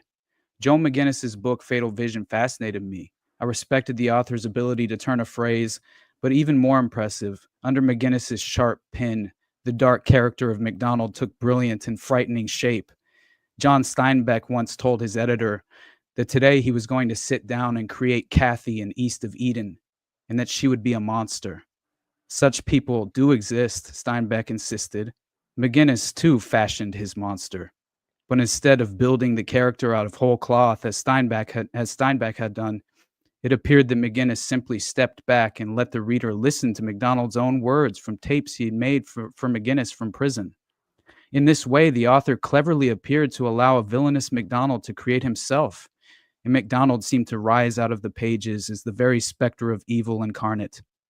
Whether or not he actually had murdered his family, I found I did not like this Jekyll and Hyde Dr. MacDonald, and well into my reading, I decided Ted Gunderson had to be unsound, completely mistaken, or otherwise motivated. But as I read McGinnis's book, something gnawed at the edges of my memory. It was the vague recollection of a tale Dr. Joel Norris had related a few months earlier when he and I were crossing the East River in New York on the aerial gondola from Roosevelt Island to Manhattan. I had been watching tugboats working the river barges and didn't have any reason to be interested in Joe McGinnis. But Dr. Joel Norris was talking at the time about having the same literary agent as Joe McGinnis. Remembering this, I put down Fatal Vision and phoned Joel. I asked him to recount the story he had told me while we crossed the river in New York City earlier in the year. Sure, he said. McGinnis and I both used Sterling Lord. But you were telling me something about the MacDonald book. Oh, yes, Joel said in a soft and comfy Georgia accent. At this party, Sterling was bragging that he made Fatal Vision. What do you mean, made? I asked. Joe's book was in trouble, Joel said. McGinnis had signed with the publisher, and they were going to call the book Acid and Rain. Because guess what? They were chanting Ye that night when Helena Stokely Yeah. went in there, acid is groovy, kill the pigs, over and over again. So much like the Manson murders, right?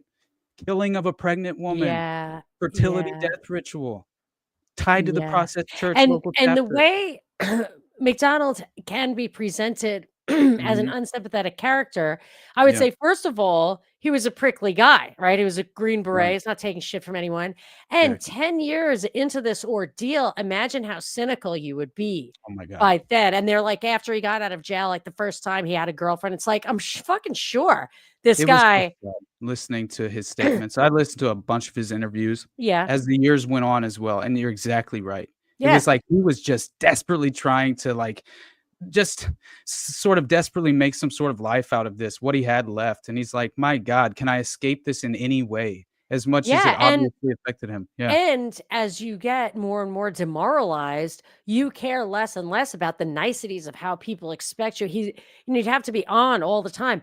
And he's just, I mean, I can just imagine a Green Beret whose family just got murdered and he got stabbed. Like, I'm not sure he's going to affect the pose that you right. expect him to. And as years go by, so yeah, I could see how just a cursorily curated Mhm. interview session with him could make you jump to any kind of conclusion, easily manipulate the Right. listener. Oh, absolutely. So And, what but yeah, go ahead, finish what you're saying, and then I have a question for you. awesome. But yeah, I just, it as far as that point is concerned, though, it is absolutely tragic, and but also it's, it's kind of, it's a little bit, I don't know, it's not really the best way to approach, I think, interpreting his kind of, emotional reaction to it, because there's a prosecutor who, was a part of the original prosecution that the judge had actually, when the judge ruled in his favor in the military tribunal, basically, one of the members of the prosecution went into private practice directly after this and attempted to make their entire career on Jeffrey McDonald. Yeah. And that was what it was about, I think, was that the fix was in because, come to find out, there's a much more sinister process connection to Jeffrey McDonald's defense team that I was unaware of. You have an individual named John Markham that directly ties in. He was a member of the Process Church in Boston, Massachusetts, Oh, and he was a really? part of Jeffrey McDonald's defense team who basically fucked him over. Yeah, Went right, they Yeah, would. and another one of his, members of his defense team was assassinated as well in Philadelphia outside of a federal building, in his car, because guess what happened to him? He had been implicated as a member of a nationwide domestic drug trafficking operation through the military bases. It's like, holy shit. So Wow! yeah, so potentially they were just infiltrating his defense team and pulling the rug, Right, which you means know? there's a lot of them out there if A they're lot of that them. close. So, the Process Church, you talked about fertility rituals, you talked about, drug dealing, it's nationwide. I've heard you talk about, like, the 3 different gods you're allowed to pick from: Jehovah, Lucifer, Yeah. Satan. So so what so can you say what is the Process Church? When not everybody's heard of it. Alright. Can you, and you can take time to flesh it out if you want. So I want to hear about what is the Process Church, and then how does it pull in the different esoteric rituals, but also like these actual events. Yeah. No, I think that, the dates of, well, I'll get into what you just What asked me. is the Process Church? Yeah, Yeah, exactly. what is it? Okay. So the first of all, the Process Church, we can start with just kind of the bare bones, because it is important just to understand the direct connection to Scientology as well. So the Process Church was, really formed in the UK by Marianne McLean and Robert de Grimston, which they are the founders, but they were members of the Scientology chapter at the Yeah, time, and personally knew L. Ron Hubbard, I who I think in believe. Pasadena. Yeah, I think they yeah, made and, appearance this year. Crawley did, and so did L. Ron Hubbard, of course. Yeah. exactly. And, now I believe that, now you look at, like, the Order of Nine Angles and things of that nature, and you tie in, you have direct connections to Michael Aquino, Aleister Crowley, obviously, and so you have this military intelligence, thread that weaves throughout, these various, organizations that all seem to align perfectly with, one, their what they're attempting to achieve, their the agenda, underlying agenda at play, but also they seem to possess this very similar ideology and philosophy that dabbles in this occult framework that really embodies what a lot of Aleister Crowley's beliefs as well, obviously. And so that is where you kind of have this not only sex magic but blood rituals that are being conducted. And I think that first of all, these practices were because essentially the process is described as this neo-Gnostic theological organization, and obviously the original founding members met as members of the Church of Scientology in the 60s, and of Really? course, Must have been right after it was founded.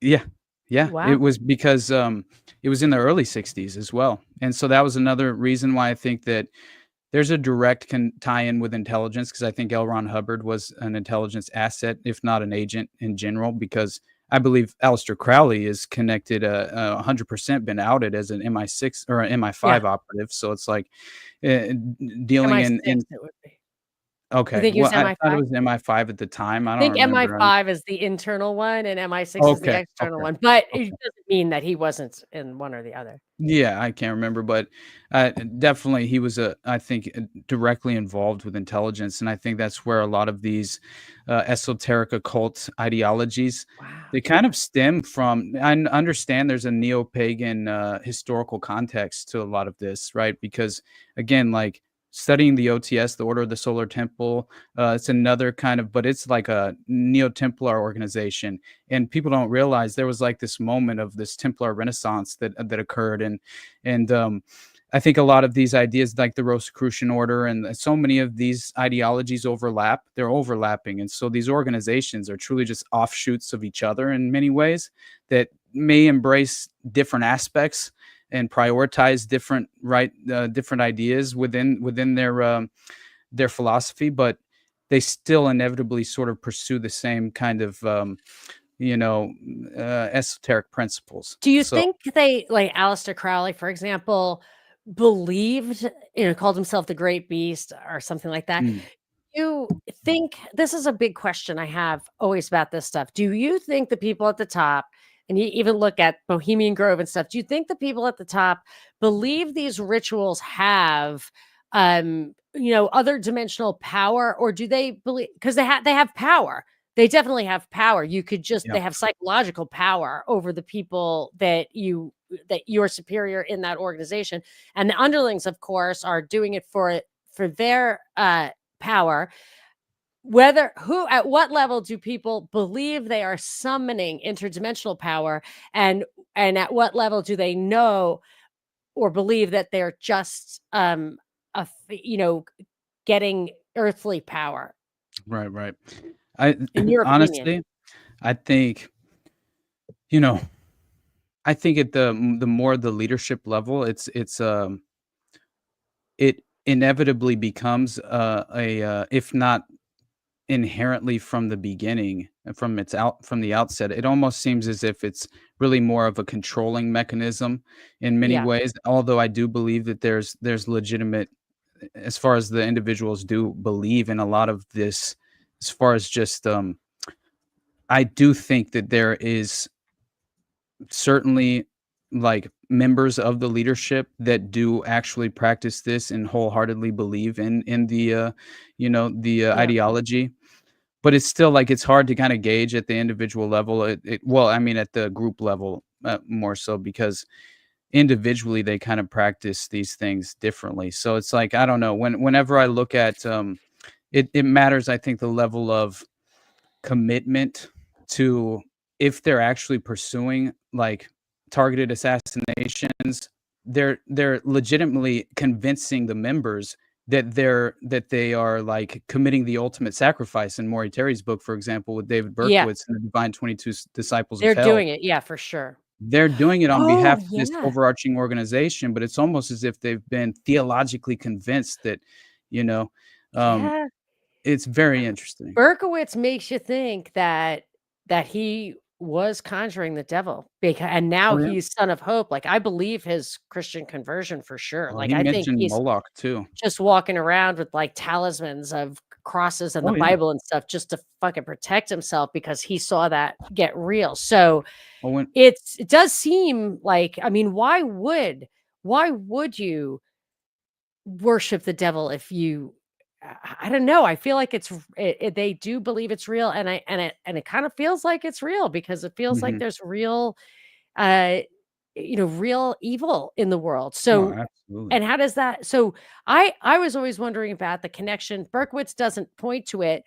Charles Manson does kind of have Mhm. an overt connection to the process church. Oh, And yeah. can you draw that? Absolutely.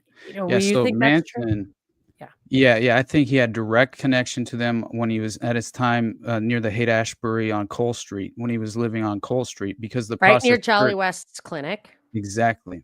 So he's not only, going into Jolly West Haight-Ashbury Free Medical Clinic, but he's also going to the Process Church local chapter and receiving their ideological influence at the time, which I wasn't aware of until reading through. Ed Sanders does a great job connecting these things as well, with Sirhan Sirhan too, which is very interesting. But Charles Manson, he was exposed to these practices of the Renegade OTO Lodge that we had both mentioned earlier, and basically the process had this huge influence on him, where Manson was associated with Robert de Grimston, right? And in fact, they used the same alias, Robert Moore, Oh, yeah, I think and I so heard you talk about oh yeah. that. During the Tate and LaBianca trial, the prosecutor even asked Manson if he knew Moore, and Charlie responded, "You're looking at him. Moore and I are one and the same." Right. Leading up to the Tate LaBianca murder, Sharon Tate and Roman Polanski had been in Rome with Hollywood manager and owner of the infamous Cielo Drive house, Rudy Altobelli. And according to official records from the IRS, they were also in Rome Yeah. at the very same time as one Robert de Grimston. Now, it turns out I had read something else earlier. This blows me away because, uh, my God, once you start to kind of realize Yeah. that The Roman Polanski thing, his pregnant wife, she was in that movie, like, the wife of Rosemary's Baby as Satan. well. No, that was Mia Farrow. Was Sharon Okay, Tate you're right. in? No, but I No, forgot she was to in something called, like, the wife of Satan or something. I'll find it. right. Yeah, Really messed up, and it was a Kenneth Anger related film, I think. yes, you're totally right. Yeah, so, not only that, there's all these New Orleans connections to the process, which is totally Ooh, crazy, Eye of right? the Devil? I The the Devil. Climax in Mind-Chilling Terror, 1966. Yikes, fuck. That is so nuts because, I mean, it doesn't get more obvious than that, and it doesn't all come from that, you know what I mean? You'd say, "Well, yeah, people just say it was satanic because she was in that movie." Like, I don't think so, and the fact that mm, Roman Polanski wasn't there and, I mean, to murder she was super pregnant. I mean, that's, like, absolutely. crazy. You have to be really, really sick to do that. 100%, and, the LAPD, they discovered these videotapes that apparently, Roman Polanski had filmed himself of her being gang raped and things like that, where she was absolutely Oh, like, yeah, there were whistleblowers who people inevitably died who were making those, claims, yeah. and, but, when you see, like, this, the Sharon Tate connection with Sirhan Sirhan made by, Ed Sanders, like, that's pretty crazy to me because it kind of plays into exactly what we're just saying about, really it uses this FBI report with this that provided this information linking Sirhan with the English Satanists, though with virtually all of the information blacked out. It was received by the Yonkers Police Department during the Son of Sam investigation, right? Yeah. Oh, yeah, I think that's where I discovered it. It was reading So Maury Carey's book. It's like right? And it's the kind of thing it's so surprising when you hear it that it's easy to forget. You're just Mhm. like, "Wait, did I Sirhan was like related to this." I think he seemed maybe like he was simple or hypnotized. Like, I don't actually think of him Well, as Satan's handmaiden or right. whatever. He apparently did have personal friend like, he talked about the being affiliated with the London chapter of the process Yep, and had a personal friend who was the chef at the Ambassador Hotel, right. and, yeah, he apparently went and visited him the day prior to RFK's assassination, which was very interesting, but obviously, I think that, Elaine Neal, I think was her name, the girl in the polka dot dress, Yep. and her husband was a CIA guy who or her ex-husband, was CIA, and she was, basically an asset affiliated with them at the time, that's why everybody saw this girl with the polka dot dress, and she basically she was applying. So they have multiple things when they trigger a hypnotic trance in Yeah. someone who is very suggestible over time and have been in this suggestible state many different times. And of course, he himself said that he saw targets in his eyes and thought he was at the shooting range and went into convulsions, basically, where he couldn't stop pulling an imaginary trigger even after he was pulled to the ground. So crazy. Wow. Where And did you get that little tidbit? so That's just that an eyewitness testimony, or did Oh it come yeah, up in one definitely of the eyewitness police testimony. I covered it interviews? in the RFK assassination Yeah, episode, but I know what's her Lisa Peace. She did A Lie Too Big to Fail is a really good book, got and it. she claims that RFK, and I'm among the same belief, that she claims that RFK, or that Sirhan, when he was in the pantry, he was firing blanks as well. Because Thane Eugene Cesar, it all makes all the sense, because why would you be firing in the direction of the hitman who's actually going to commit the Yeah, yeah, yeah, you assassination? can't do Yeah, that. you It's can't do that. too uncertain. 100%. So we have to control this environment while creating this massive distraction. And, it sounds like when you talk like this, one who doesn't accept any idea of conspiracies or whatever would say that you're just like complicating this, making it up. It was just, what you see is what you get. And my Yeah. answer is it's not that easy Mhm. to kill protected people who are running for president whose brother is just killed. This actually happened. And you 100. need to give me an explanation. Yeah, maybe that makes you look for conspiracies, but there's obviously a conspiracy because some guy didn't just run in the kitchen and get that shot off in a frenzied mess across the room, pull off many shots that went in the right direction. Nobody else got hit. Like it's Right. that the original story didn't happen. So tell me what did happen. Here's a plausible explanation that's supported by eyewitness testimony. I'm Absolutely. going with that until you get me something better. But yeah, something Telling you. it's same thing with 9/11. It happened and Middle 100%. Easterners did it. So which Why one? did Right. Just why do you say it can only be the one and not the other? It Hey, just Howard Stern said it was dancing Palestinians, okay? Did you well, ever hear that? That no, was the I never funniest thing heard of all that. time. He I straight mean, up in the moment tried to, justify and yeah, explain I away the thought there's dancing Israelis yeah, by claiming they were Palestinian, which is just there's no totally such thing. insane. Yeah, but no, to that point though, why did 25 people witness this woman in the polka dot dress? Right. 13 of the 25 saw her with Sirhan in the pantry moments before the shooting Yeah. started. By the way, And she said consider we did it. yeah, oh yeah, 100%, as they're running out with the man in the golden sweater. It's crazy. And 19-year-old Vincent DePiro was the waiter who who at the hotel said in his statement, "When I first saw him, there was a girl behind him too.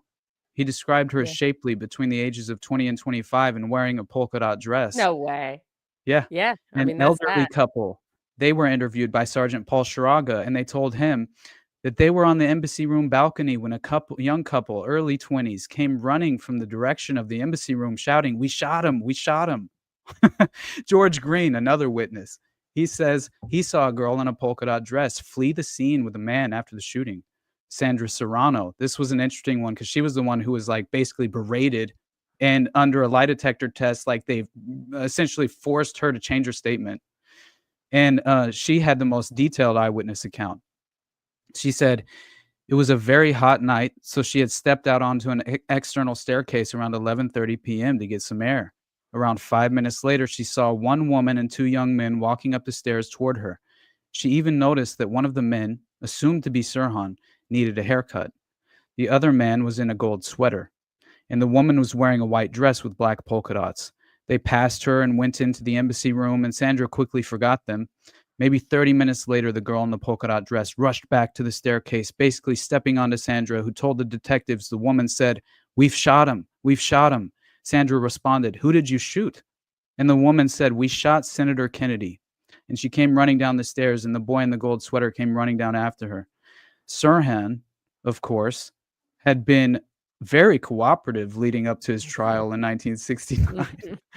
He claimed to have no memory at all whatsoever of anything happening, a genuine sense of amnesia that no one could understand. And then this doctor named Bernard Diamond, expert in psychology, law, and criminology, he's brought in to put Sirhan under a hypnotic trance in order to have him relive the event under hypnosis. Not only Interesting. did the prosecution do this, so did the defense. So strange. And they essentially lead the witness. He's like, "The gun's in your hand, Sirhan. You want to kill RFK? What?" It's like so nuts. And so this, according to Tim Tate and Brad Johnson, right? These journalists who basically ran a report on the actual verbiage being used in the moment that Dr. Bernard Diamond put him in this hypnotic trance, and they ask him, right, the professor, "Who was with you when you shot him?" And he just writes on a piece of paper, "Girl, the girl, the girl." And then his only other recollection was of being choked by someone on a table in the pantry.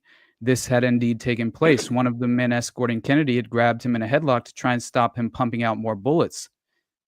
But Sirhan couldn't recall shooting the senator. He couldn't even remember writing anything about wanting to kill him, right? Because the notebook, RFK must die, RFK over and must over die. and over again. Yeah. Programming. Yeah. Like, Programmed to kill. That actually was coined by Berkowitz. Oh, yeah. I was I didn't programmed know to that. kill. When I was So listening to it, I don't know if you know Scott and William, the History Homos. yeah, yeah. They're so funny. So I was on their show talking about this, and I played that clip, and they're like, "Yeah, that's where it came from." I didn't know that. I thought it was McGowan, but it wasn't. Right. And it is so crazy. And you hear that it just resurfaces so often. James Holmes, "I was programmed to kill." Like, my Yeah. God, how can you do Yes. this? Tied in with his dad and Adam Lance's dad being in the Oh my LIBOR gosh, scandal. that You're one. just like, Holy what are we cow. talking about here? But So okay, you've got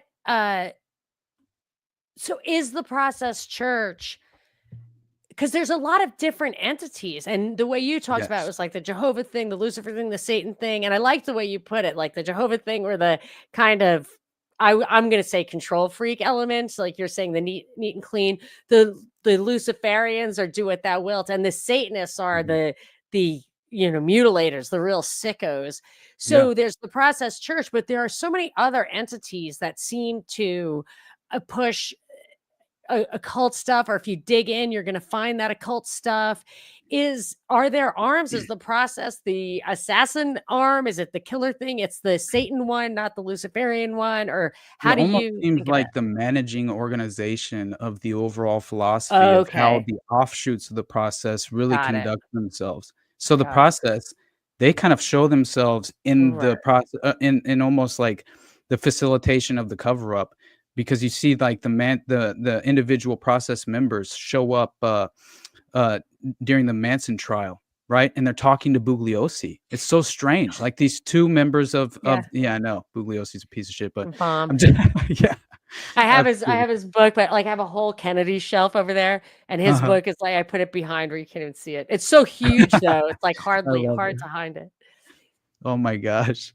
I just like I can't stand him, but I also think that at least this was a really important like Oh, tons of it's aside. true, of Oh course. yeah, They have to put 100%. the truth. That's why it's so hard to Limited know who's who. hangouts, right? Go ahead, Yeah, yes, so it's what you have to so do. he was talking to these people, and what were they saying? Yeah, so basically 5 days after the murder of Sharon Tate, right, the Rome chapter of the process would call a council of masters meeting, swiftly deciding to close down the Rome chapter, allegedly returning to England, where they would subsequently publish the Fear and Death issues of the Process magazine, opening up a chapter in Paris. So de Grimston was also associated with Ron Stark, this guy, a CIA agent who had just so happened to supply LSD to almost all of the youth in America during the late 1960s, including the new version of the compound, the orange sunshine acid, which was supplied to the Altamont Festival, where they all went fucking crazy. People were dying. Dude, SNL had a fake Jimmy Carter. Did you ever see that skit of Dan Aykroyd being Jimmy Carter saying, like, "Johnny, you've taken some orange sunshine, Oh like, yeah, it's gonna be yeah. okay. Do you have a beer?" And I've actually used that method. I was with somebody who took too much acid after that, That and is I like hilarious. used that. Works great, actually. Just find your, whatever is Allman Brothers to you. Get Right. yourself a beer. But yeah, it was Orange Sunshine. Keep going. Man, it's just like this Ronald Stark guy, he's connected back to Mama Cass, and so this all draws into Laurel Canyon. I didn't realize that what was her name? Something Folger.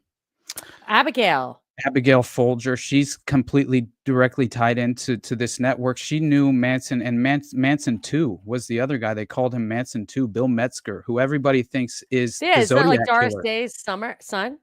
No, I can't. No, Oh this yeah, one. No, Terry that one. Melcher. Terry Terry. Melcher. Yeah, they were in the Golden Penetrators together with. That's what they called themselves, the They Golden liked blondes, Penetrators. I assume. It's I so mean, crazy, I'm assuming. right? Tate's But father was in Rome, Eve says. yeah, yeah.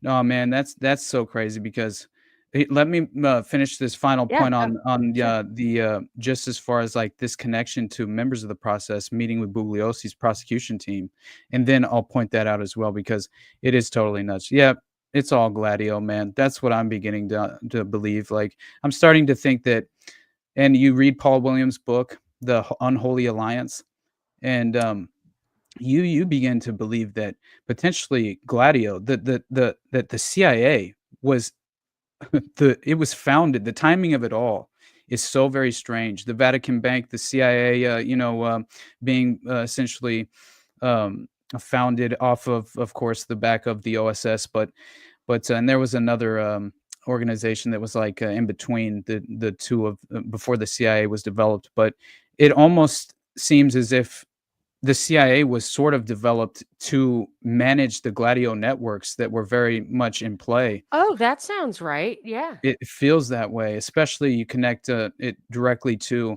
these black budget money laundering operations through the Vatican Bank and Les Circle and all these various P2 as well and a lot of different fraternal organizations of powerful influence, obviously, but yeah, I am very much under this impression that again, Wackenhut, right? We talked about it before.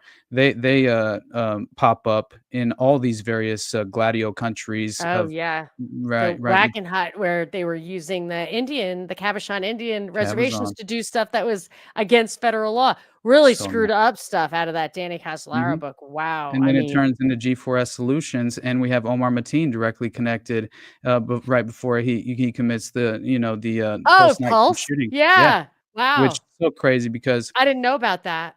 oh yeah, and Sadiq Mateen, his father was a Yeah. CIA asset, Yeah, I obviously, mean, yeah, there's pictures of and him in the Oval Office, which you wonder, like, why are there pictures like that? Why are there pictures of al-Baghdadi and John McCain? It's like, because those are the pictures that get the doors to open. exactly, Those are passports. yeah, 100%, and Yeah. meanwhile, he's pictured at a Hillary Clinton rally right after the event, uh, in the strategic spot behind her where he would be televised, and then he's even given a local, they had him give a local news report, right? As far as, like, they're interviewing him after this political event. Campaign event, and he's holding a sign in support of Hillary Clinton that's opposing Donald Trump and talking Yikes. about how Donald Trump is this threat. It's very Oh, interesting. that's, a big part of what people like. I think that what got Donald Trump elected the first time was that Jeff Zucker, who ran him as the CEO for The Apprentice, taught him Yeah, how to act and all that. He was the head of CNN at the time, and Trump won without spending a single dollar. Like, I think there's something, like, mystical about that too. They want you to absolutely. know they did not buy, they did not buy him. He won without spending a single dollar in that first campaign. It's the craziest thing. People That don't is remember that. absolutely insane. And And by CNN was the one, and I think CNN got him elected by saying, "There's only one Republican we're afraid of," and there you and that go. was it. That's what I Hey, think. you go back to, you know, uh what was it? Resorts International, hold on. Yes, Yeah, yeah. yes. Like, honestly, I'm at this point, beginning to believe, like, if have you read Michael Collins Piper, The New Jerusalem, Zionist Power in America? Because that seemed to tie in a lot of different, obviously the David Rockefeller connection and the Baron Edmund de Rothschild connection to essentially bailing out Trump and saying there was Oh a yeah, they did Rupert that. They Murdoch yeah. also, right? He made a statement, Rupert Murdoch, saying that Trump was more valuable to us alive than dead, Yeah. meaning his branding, I think, is what they were truly referring to as far as when they bailed Yeah, I him out, believe that. you know? They Yeah. did bail him out. It was, the Commerce Secretary, that guy who became Commerce Secretary was the head of the Rothschild thing, Yeah. that bailed him out. And Giuliani, so you think Giuliani, if you come from New York, supposedly he ran the mob out of New York, but you know what he actually did? Mhm. Is that he ran the Italian mob out of New York So funny. so that the Russian mob could come in. So he's kind of a race traitor. Interesting. And that I think, that Resorts International, everything, that's what Yeah. got Trump. So I think of this about Elon Musk, about Trump's father, about Trump Mhm. himself, about George Soros. All these people got rich intentionally, or either intentionally or not. I don't know. Like with Trump, it seemed to be in the family. But for him to get casinos, which he ran all of these things into the ground, by the way. Yeah. I mean, at Yeah. every opportunity, he ran shit into the ground. But for him to have mob connections and be able to run a casino was not allowed. So he had to turn a blind eye. And a casino is a highly insulated business. It is not open to competition, Right. or the odds would be much better. Like the mob running numbers, they will give you better odds. Mhm. So I mean, I guess they are also controlled, don't have too much competition. But it's and like his dad made money building the projects with the Right. congressional funding. It's a way to get a leg up. Elon Musk, the subsidies, George Soros was front running the pound. It's like, well, what if somebody just told him where it Yeah. was gonna go? Right. And they do it. I don't think Trump did it to execute a political ideology. George Soros openly states that. Peter Thiel has a similar Mhm. pattern Yeah. where he was a philosophy major.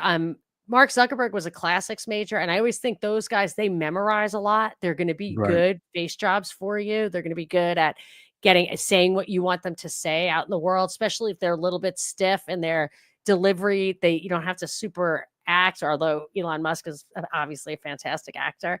Right. But yeah, Where's my Roy Cohn? Trump yeah. says. Well, I've got That's the Roy Jewish Cohn's. mob too, right? So, at least in my mind, that's also the Jewish mob that he's representing in many ways, and from what I heard, Well, the his Russian hum mob, I think, is a Jewish mob. well, there you go. There Yeah. you go. It's the kosher mob is what, like, It's Brighton Beach and stuff. yeah, Yeah. exactly, and by the way, there's a direct connection with Roy Cohn and David Berkowitz claiming that the Process Church was supplying Oh, children to fucking blackmail I parties at was Roy Cohn's residence. yeah, someone told me Blow me away. to ask you Hey, about that. So am I the allowed to go to the bathroom really quickly and be right yeah, back? me Could you too. You just guys riff wanna for a wait? second? But we Could can't go on forever because my son's gonna get home from school. Okay, okay. You just Let's tell me run to the when we bathroom gotta real call it. quick. You Okay. guys keep Awesome. you guys can talk, but we have like 59 seconds. I'll be right back.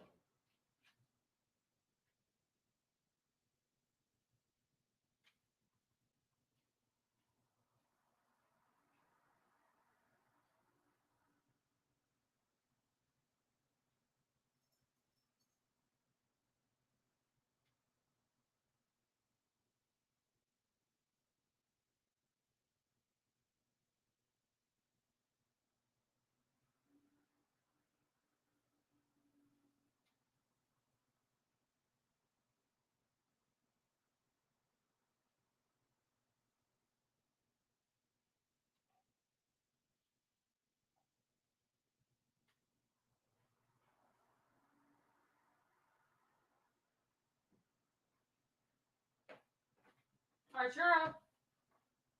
Arturo.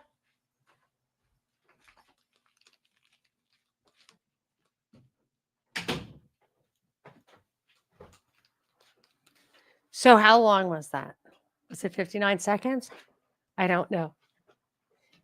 All right, so What? Thank you for waiting. That was 59. I think I made it. I think I did make it. We weren't actually Ah, intending to do this live. I accidentally set it up as a live stream. fuck it. So we were going Fuck it, we'll to, do it anyways. live, Monica. So you Uh, guys are like in a special, the people who noticed damn, you are in like a won. special That's so funny. preview. That's hilarious. Yeah, so that person in the chat asked me earlier, I can't remember who it was. They asked me earlier to make that connection as far as um Sharon Tate and the Yeah. process just real briefly, and then I'll go back to Roy Cohn, then you can kick me out of here whenever you want. So pretty much We have to wrap it up just because we've okay, got okay. stuff to do, but we can I continue know. it next But time. yeah, I would love to, honestly. We have so much more to talk about, and Totally.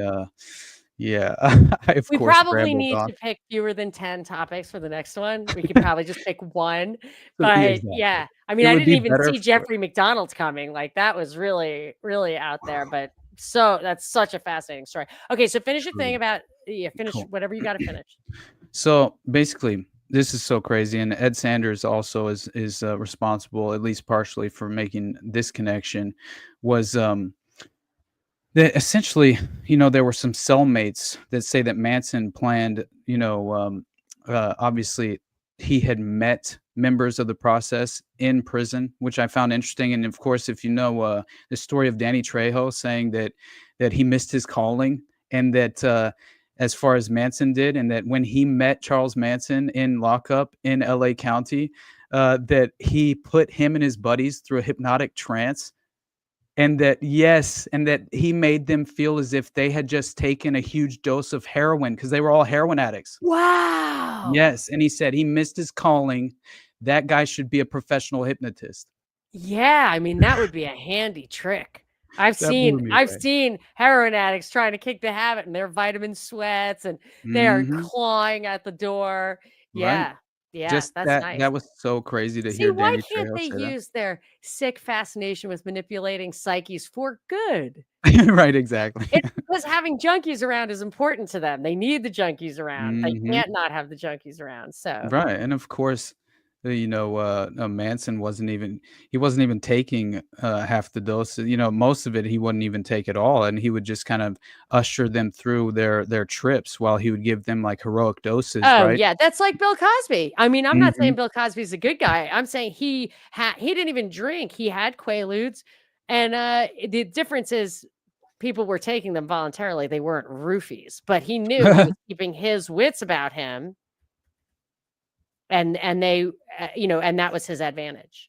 Right, yeah.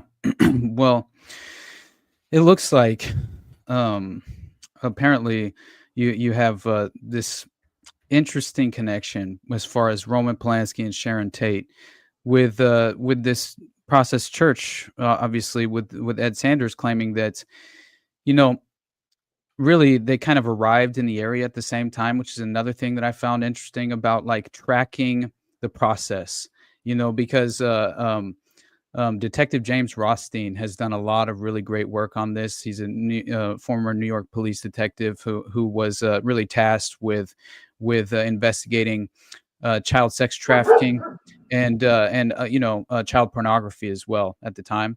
And he had a criminal informant who introduced him to, first of all, he tipped him off to Untermeyer Park and what he claimed were occult rituals being held at Untermeyer that were That's involving. undeniable. That thing was Right. The built for Devil's occult Cave, rituals. right? The Yeah, Devil's Cave was for the one real. of the key Still locations. there, and it It doesn't got say filled anything. in apparently recently, like, not too long ago, it was filled in, and that makes a lot of sense because of you look at pictures of that whenever, the Son of Sam murders were, like, at least, being staged, it's like you get pictures of the Devil's Cave in Untermeyer with upside down crosses and all this crazy symbology and occult ritual shrines. But what he inevitably found off this tip from his criminal informant was a mass grave of Alsatian German Shepherd dogs, right? Which that alone, very strange, and seems to perfectly tie in with this occult ideology that mirrors the Nazi occult, which I found interesting as well because of obviously the Tool Society implication, and but they had, you know, everyone surrounding, right, the as far as the SS, right, they're all like really pretty much Jewish occultists, which is hilarious, right? Like in many ways, which is kind of ridiculous. But once you kind of come to find that there's so much, as in like the Process magazine, for example, there's so much symbolism in terms of even the Process symbol itself is a swastika. Technically, it's like a strange version of a swastika if you look at it. Yeah.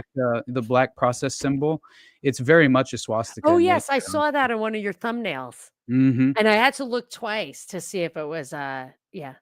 It's straight up crazy, and of course, consider the implication of the power with these neo-pagan runes, which comes up so very often with a lot of this in the occult framework, but practicing the ideology, the ritualistic nature of the power that is granted by the ancient rune. I didn't understand this, and until I really started studying the Delphi murders. That would be a fun one to talk about one day Oh, because let's do that. Let's do that that next. will blow you away. And it's recent, right? Like, which is totally insane because Yeah. it seems like Delphi, Indiana, first of all, occult, there's occult connotations inherently with the name itself, the Oracle at Delphi. That alone is Yes, occult in nature. So of there's course. symbolism just with that. And so then you have these, I forget what was the name of the local group, this neo-pagan white supremacist organization called the Vinlanders. That was it, and so they are called the Vinlanders. And I believe that we have. I mean, I actually legitimately named them who I believe the perpetrators were, who killed the two girls and Oh. organized their bodies in a specific ritualistic pattern that really symbolized Odin hanging from World Tree. And yes, like the way their bodies were positioned, Oh. it was an occult Oh! ritual, like symbolically and as well. And so you have this ancient rune, Ansuts, which is carved into the tree. And you have it's and they're in a prayer position, positioned strategically at But the you base don't of think this this guy tree. did it? You don't think the guy who went to jail for it Well, did hell it? no. I think No. he's a patsy who is Yeah, actually a good Samaritan attempting to. Oh, yeah. his wife told him, "Hey, the authorities are asking, and I know you were at Delphi the other day, or at the historic trail at Delphi." And she's like, "So you might want to go in and give a statement because you said you saw those girls." And so he's like, "Oh shit, okay." He goes in, he gives a statement voluntarily to the authorities, and Wow. years later, some allegedly a clerk finds this tip, gives it to an investigator. It seems like the timing of it Wow. all was perfect for the cover up. Here's the patsy ding ding ding. We're gonna put this dude away forever. So we cover up the fact that in Delphi, Indiana, not only in Delphi, but I believe the Indiana State Prison Complex is entirely infiltrated with these neo-pagan members of this Vinlander group. But it's very strange because they were even wearing the symbols on their so you had prison guards who were actually like apparently the defense Yeah. team that were Wow. going in to meet with the alleged perpetrator. They realized after a certain point in time that they were wearing the exact same symbolic runes on their as a patch on their prison guard uniform. So they were straight up claiming allegiance to this Yeah. this neo-pagan organization that was already directly implicated behind this. By the way, a federal agent died while investigating this, and the FBI was then completely taken off the case directly afterward. They had That's been a usually part a of it, sign of a and cover-up. he had been a part of a task force that was literally their priority. Their sole task was to investigate the neo-pagan ritualistic connections to the murder. Wow. Yes, and then all of a sudden, some, maniac who just so happened to have a career as a prison guard in the Indiana State Prison, Federal Penitentiary, he just so happens to and by the way, he had ran for mayor, I think, as well, and he Oh was my god. against, gun legislation. I thought it was so hilarious, and then so this guy who's anti-gun right, and had run for mayor, who has a career as a prison guard in Indiana, all of a sudden turns up at the federal at the federal building, right, in Indiana. Outside the federal building, he throws Molotov cocktails at the federal building with an arsenal in his truck and starts a firefight with the one and only individual who's on that task force that comes out to meet. Yes. Right. And then he gets murdered in cold blood. Right. This guy just so happens to somehow get away from the Yeah. federal building, go to the nearby hospital, receive treatment for his wounds, and he's all good. But it's just absolutely insane to me once you start to realize that it goes far deeper than we could ever imagine. And this leads into modern day, a practice. Yeah. Yeah. These occult practices that are very much still in vogue that, So do you think that the Process Church is still, first of all, is it, I believe it is over, I think do they admit that they're active? Like well, what's the story? they basically evolved Change their into, name? Oh, yeah, no, don't tell me. It's like a pet animal protection thing. refuge. Yeah, animal Yeah. rights. Yes, animal Yeah. refuge. Yes, Yeah. yes, yes. And they're called the So Best Friends Society. oh, that is so cute. Oh I my think they were gosh. called initially their secondary title was like the Foundation Church of the Millennium or something like that. It was very, very like esoteric, new agey, in many ways, Yeah. right? Which always kind of Yeah, draws my yeah. attention. You know what I mean? And the Good And Guys Club is what the billionaires call themselves. Have you heard of this? Yeah, so you have to pledge to the Good Guys Club. I mean, could you imagine? my It's the God, inversion, man. They can it say whatever truly they is. want. It's the inversion. It's the inverted moral landscape we're intended to Yeah. embrace as well, which is it's really happening to a lot of us who again don't have those defense mechanisms kind of formed and in place. So you're very vulnerable to these misconceptions, like I said before. But that last point, though, as far as this weird RFK dining with Sharon Tate and Roman Polanski the night of his death, obviously, and that was with. Wait, what? I didn't know about this. Oh, you didn't? Oh my God, this No. is so crazy. So yeah, actually, there is. I remember I covered it whenever I did my actual Charles Manson episode, because I think I put it at the very end because I couldn't believe that there was this kind of, again, stranger than fiction, right? Where we had mentioned Kerry Thornley earlier, how he had written Yeah. yeah.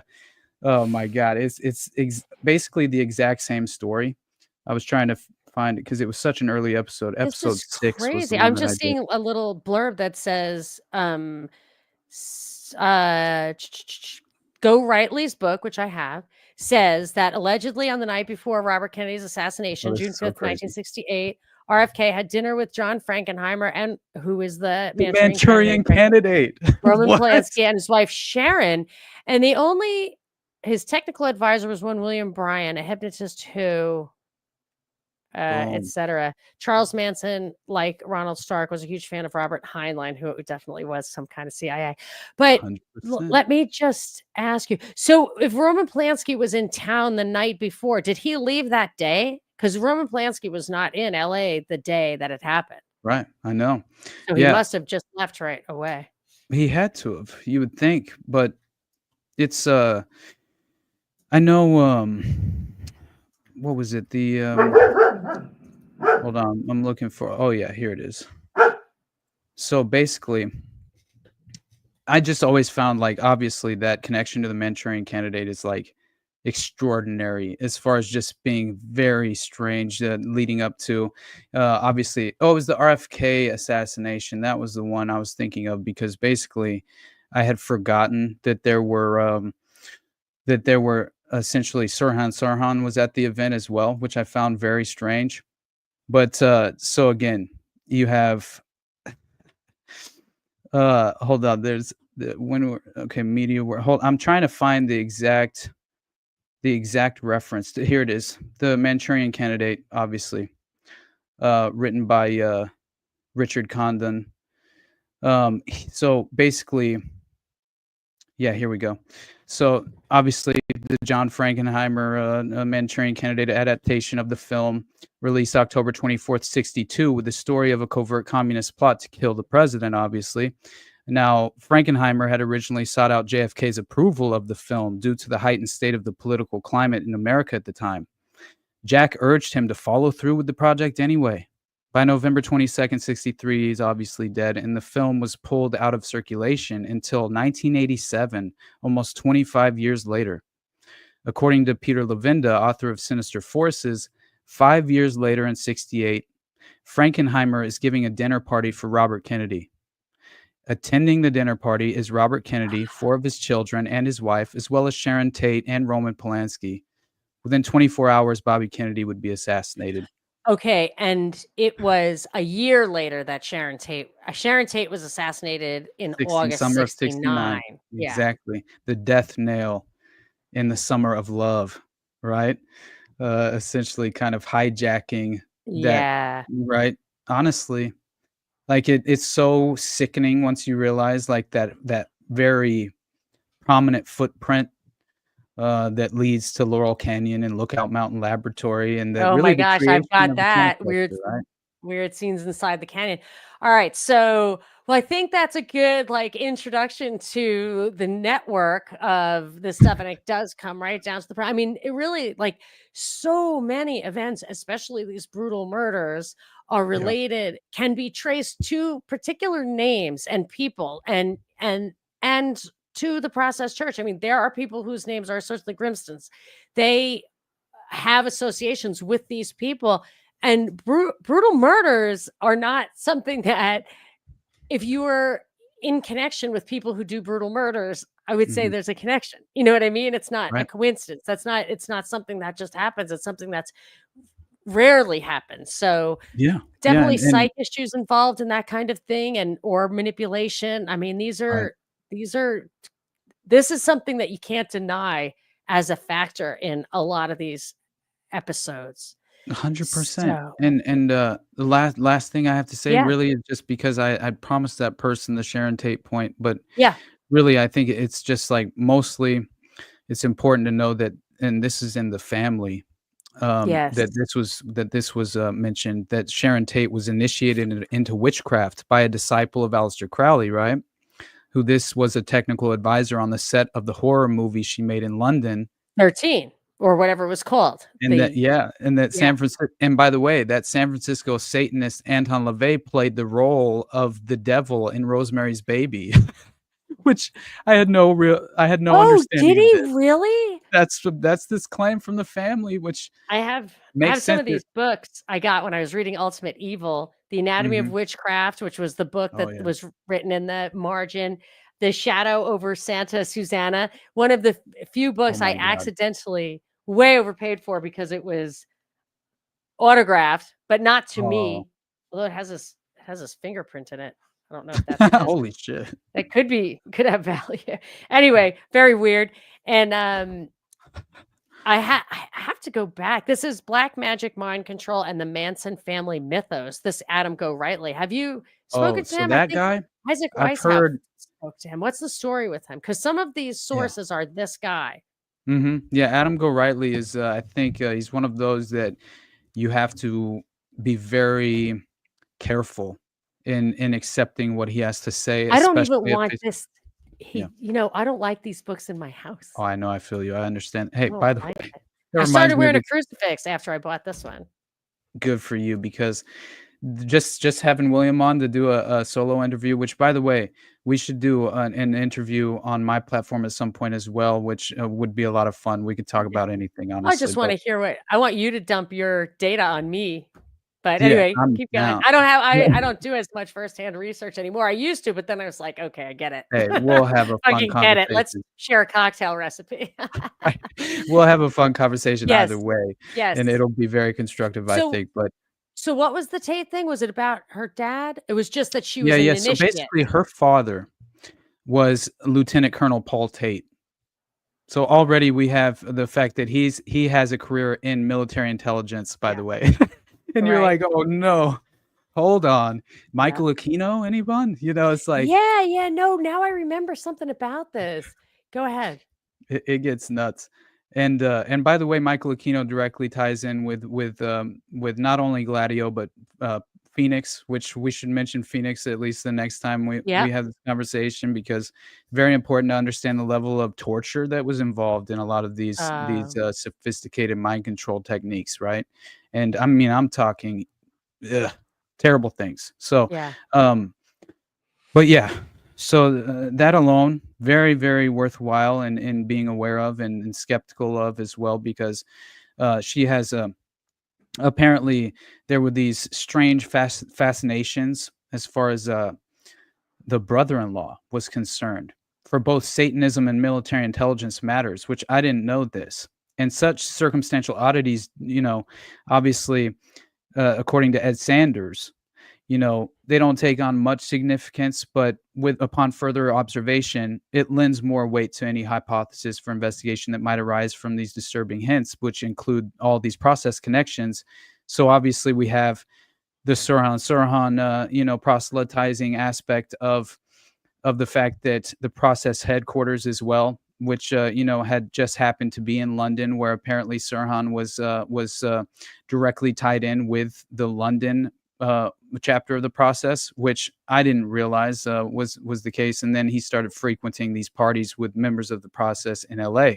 So there's a longer history tying in his and again, that racetrack that he worked at when he was kind of receiving this hypnotic training, I think, was it was owned by the mob. And then of course Stan Eugene Cesar is he's kind of moonlighting as a security guard at the Ambassador during that time, while being affiliated with Howard Hughes' organization, which was being utilized as a plausible deniability cutout for the intelligence apparatus at the time, which people don't realize that apparently Nixon, before JFK ever took office, when Nixon was still a part of the prior administration, it turns out that apparently he had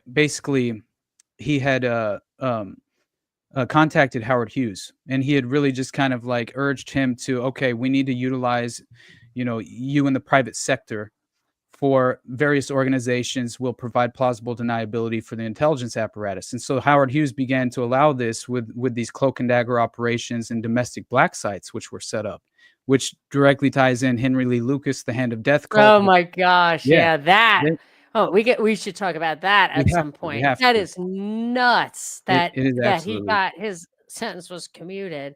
Oh my Oh god. my gosh. We have to talk. We'll have to. I Go want to to talk about the school as well. Delphi. I want to talk about Henry Lee Lucas should Okay. be a focus just like on Agreed. its own. Agreed. And so what do you want to tell people? I mean, I thought you did a really nice job in what was I listening to? I think it was about this stuff. It was a show.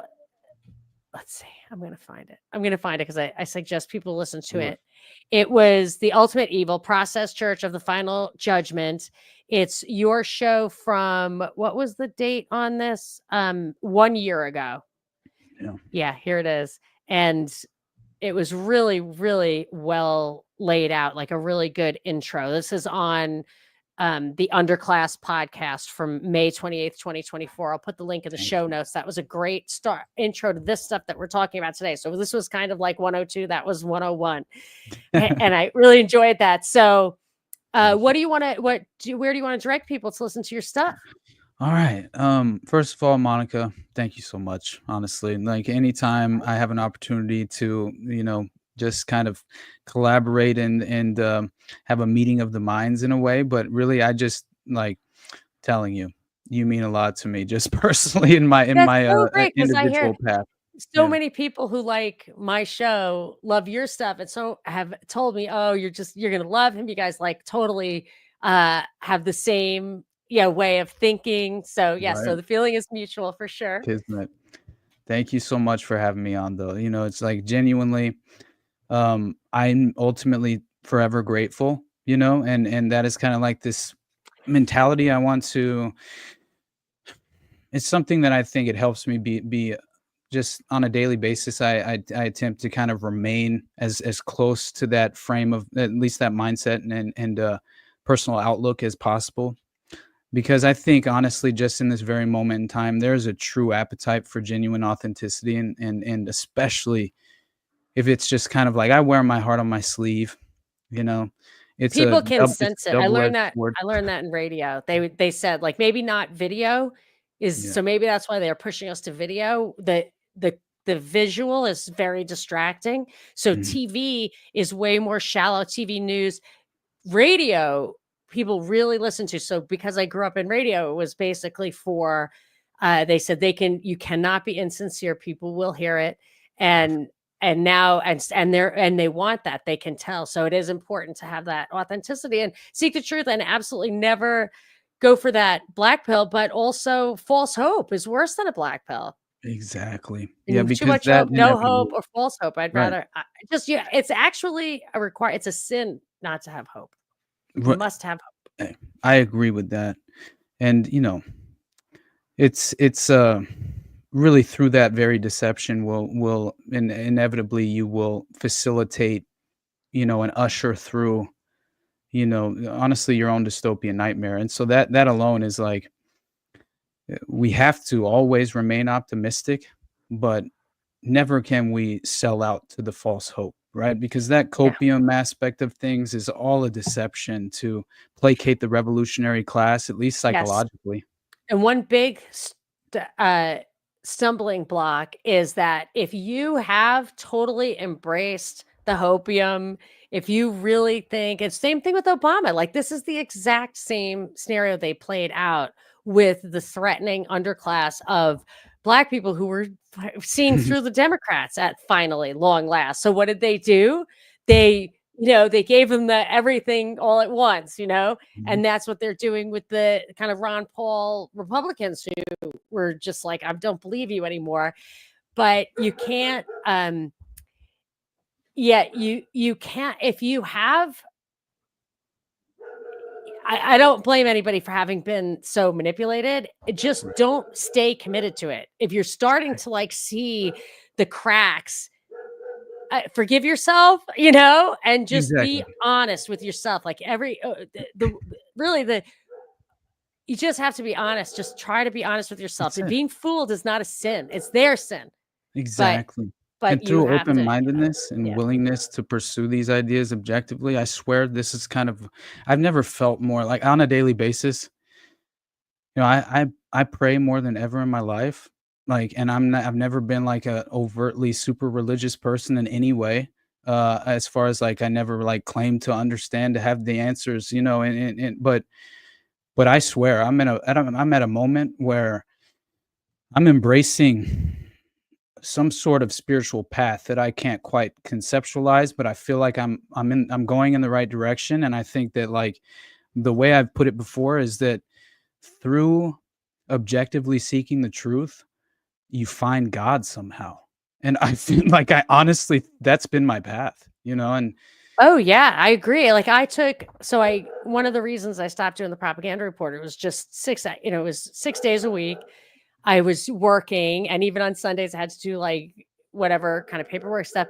And I knew I just was not seeing the big picture because I was so daily immersed in every detail of what was going on. And I had hoped that if I took a step back, there were many reasons, but this was one of my hopes, was that if I took a step back, I could see the larger truth. And I was like, laughed at myself because like, oh, the larger truth is God, or if you want to say good, or if you want to right, say objective truth, or if you want to say good works, like whatever it is, it's very obvious and right, you can do it and it's in your control. Even if you die trying, like it is in your control. right, and I have really I've come to realize that, you know, when people say they believe in God, you have to be very skeptical of what they mean by that as well, and I I always like like to see if they look. I was at a music event and some guy came out who had a very weird song that I thought was a little iffy. And he said, "Well, I'd like to just thank the Lord." And I looked, and I had missed it. And I looked at the person next to me. I said, "Did he look up or down?" And right, exactly. Which they were like, Lord "What are is you your talking problem?" I'm like, "Oh, forget it. Sorry, I forgot. Right, I'm in a normal place." Anyway, 100%. well, Oh, Austin, it shit, was here's so Jose fun. in the chat, look at him. Who is it? Yeah. He fucked up. He thought I was having you on the show. He didn't know. But, Oh, hey, Jose. No way, Jose. yeah, So, all right, that's well, so this funny. is it. It's over. And see, I can hear my schizo dog losing his mind. So I have to go deal with Oh, that. yeah. And you wouldn't believe there's like 2 closed doors between us and him. You probably still hear him barking. Here he comes. Hi. Anyway. Oh, man. Hi. My house is turning upside down. So, anyway, so fun seeing you. And Definitely. I do encourage people to check out the Underclass podcast and all the other work that you do. You want to see this psycho? Come here, buddy. Let's see him. I got him from Golden Aw. Retriever Rescue, but he's half German Shepherd, which is why he's kind of schizo, and he's got broken teeth. Poor thing, because Aw. he was in I think it was because he was in a kennel, and they Mm. they break the things anyway. Oh my I love you, gosh. buddy. I'm gonna see you through it, but whew, I might have a heart attack. I get it. Okay, well, it's been such a pleasure. I'll see you soon. And Sounds good. if you wanted to, do you have a website where all your stuff is on, or is it Linktree, or where can people go? Because Really? you have, or even just Twitter, like where people can go Yeah. to find everything of yours. Alright, so my plugs are basically, yeah, the best place is really kind of like any real audio streaming platform for sure. You can find the Underclass podcast for the most part, but the best place, to support me, well, the full archive is on YouTube, and it's also on Apple Podcasts, Spotify, right? Well, I will say on YouTube has pulled a few of mine, Yeah, which, you got to you pull them know, yourself. That's what I yeah, do. exactly. Pizzagate, Yeah. JFK, the Hitler episode. There were a few, but you know what I mean. Some people get to keep their Hitler episodes up, though. That's true. I That's talked kind of about weird. Hitler under mind control, and that was apparently frowned upon. But anyway, so beyond that, oh yeah, I started a Rumble as well. It's in its infancy more. I kind of really just use it as a destination for my live streams at this point. It's going to be a real headache to get my full archive in there, but No, don't one worry about day it. I'll try. Yeah. No, No. just make it for the future. You Right. don't have to And go back. yeah, So what's the best central thing? What is your exact Twitter handle? Maybe that's a good place for people so to go to find Theater everything. Thug AWP is my Theater official Thug Twitter. Theater AWP. Thug AWP, and it's TheaTre, Oh, that's very like British the of you. classy, like the classy theatrical Yes, that's what expression. No, I'm just thugs will do. yeah, there it is. And yeah, other than that, man, if any of my works ever resonated with you guys, I got nothing but love for you. And the best place to support me would be patreon.com/the Underclass Podcast. And there is an incentive to support me as well. Even at the lowest level of $3, you'll get the paywalled show, which is the premium content with Brad and Sam. So I that's didn't been a even lot know of you fun. were doing that. When is I that? know. Is It's it called live? Whatever This Is, and Is it live? no, we Ah, basically, well, I mean, we record it, and right. just like really post it the next day, I think, to the Yeah, patrons, okay. but But you can get that on Patreon. That's awesome. yep, Very fun. super fun, man. It's been a lot of fun just having that opportunity, and Sam's Yeah. like, I love him so much, Yeah. it's like law of He's great. abundance, such a good person.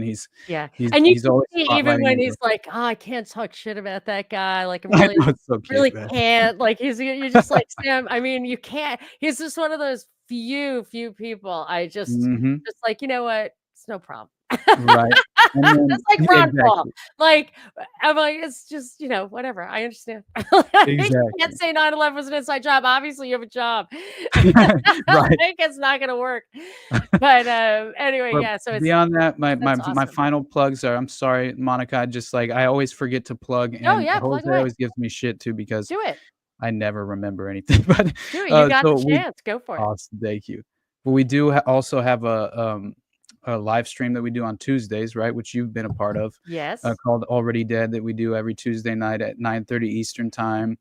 And then we do a call-in portion as well about midway through, and beyond that, we've kind of started doing a morning show as well. So like Monday through Friday, usually my for certain my days now of where I'm running the show are usually Monday and Tuesday. And if Jose can join, he'll join, and we'll just BS about whatever is happening, breaking news, different things, as well as kind of use it as a platform to like sift through new information. And as we're kind of like investigating certain things that are very interesting for potential solo projects or something.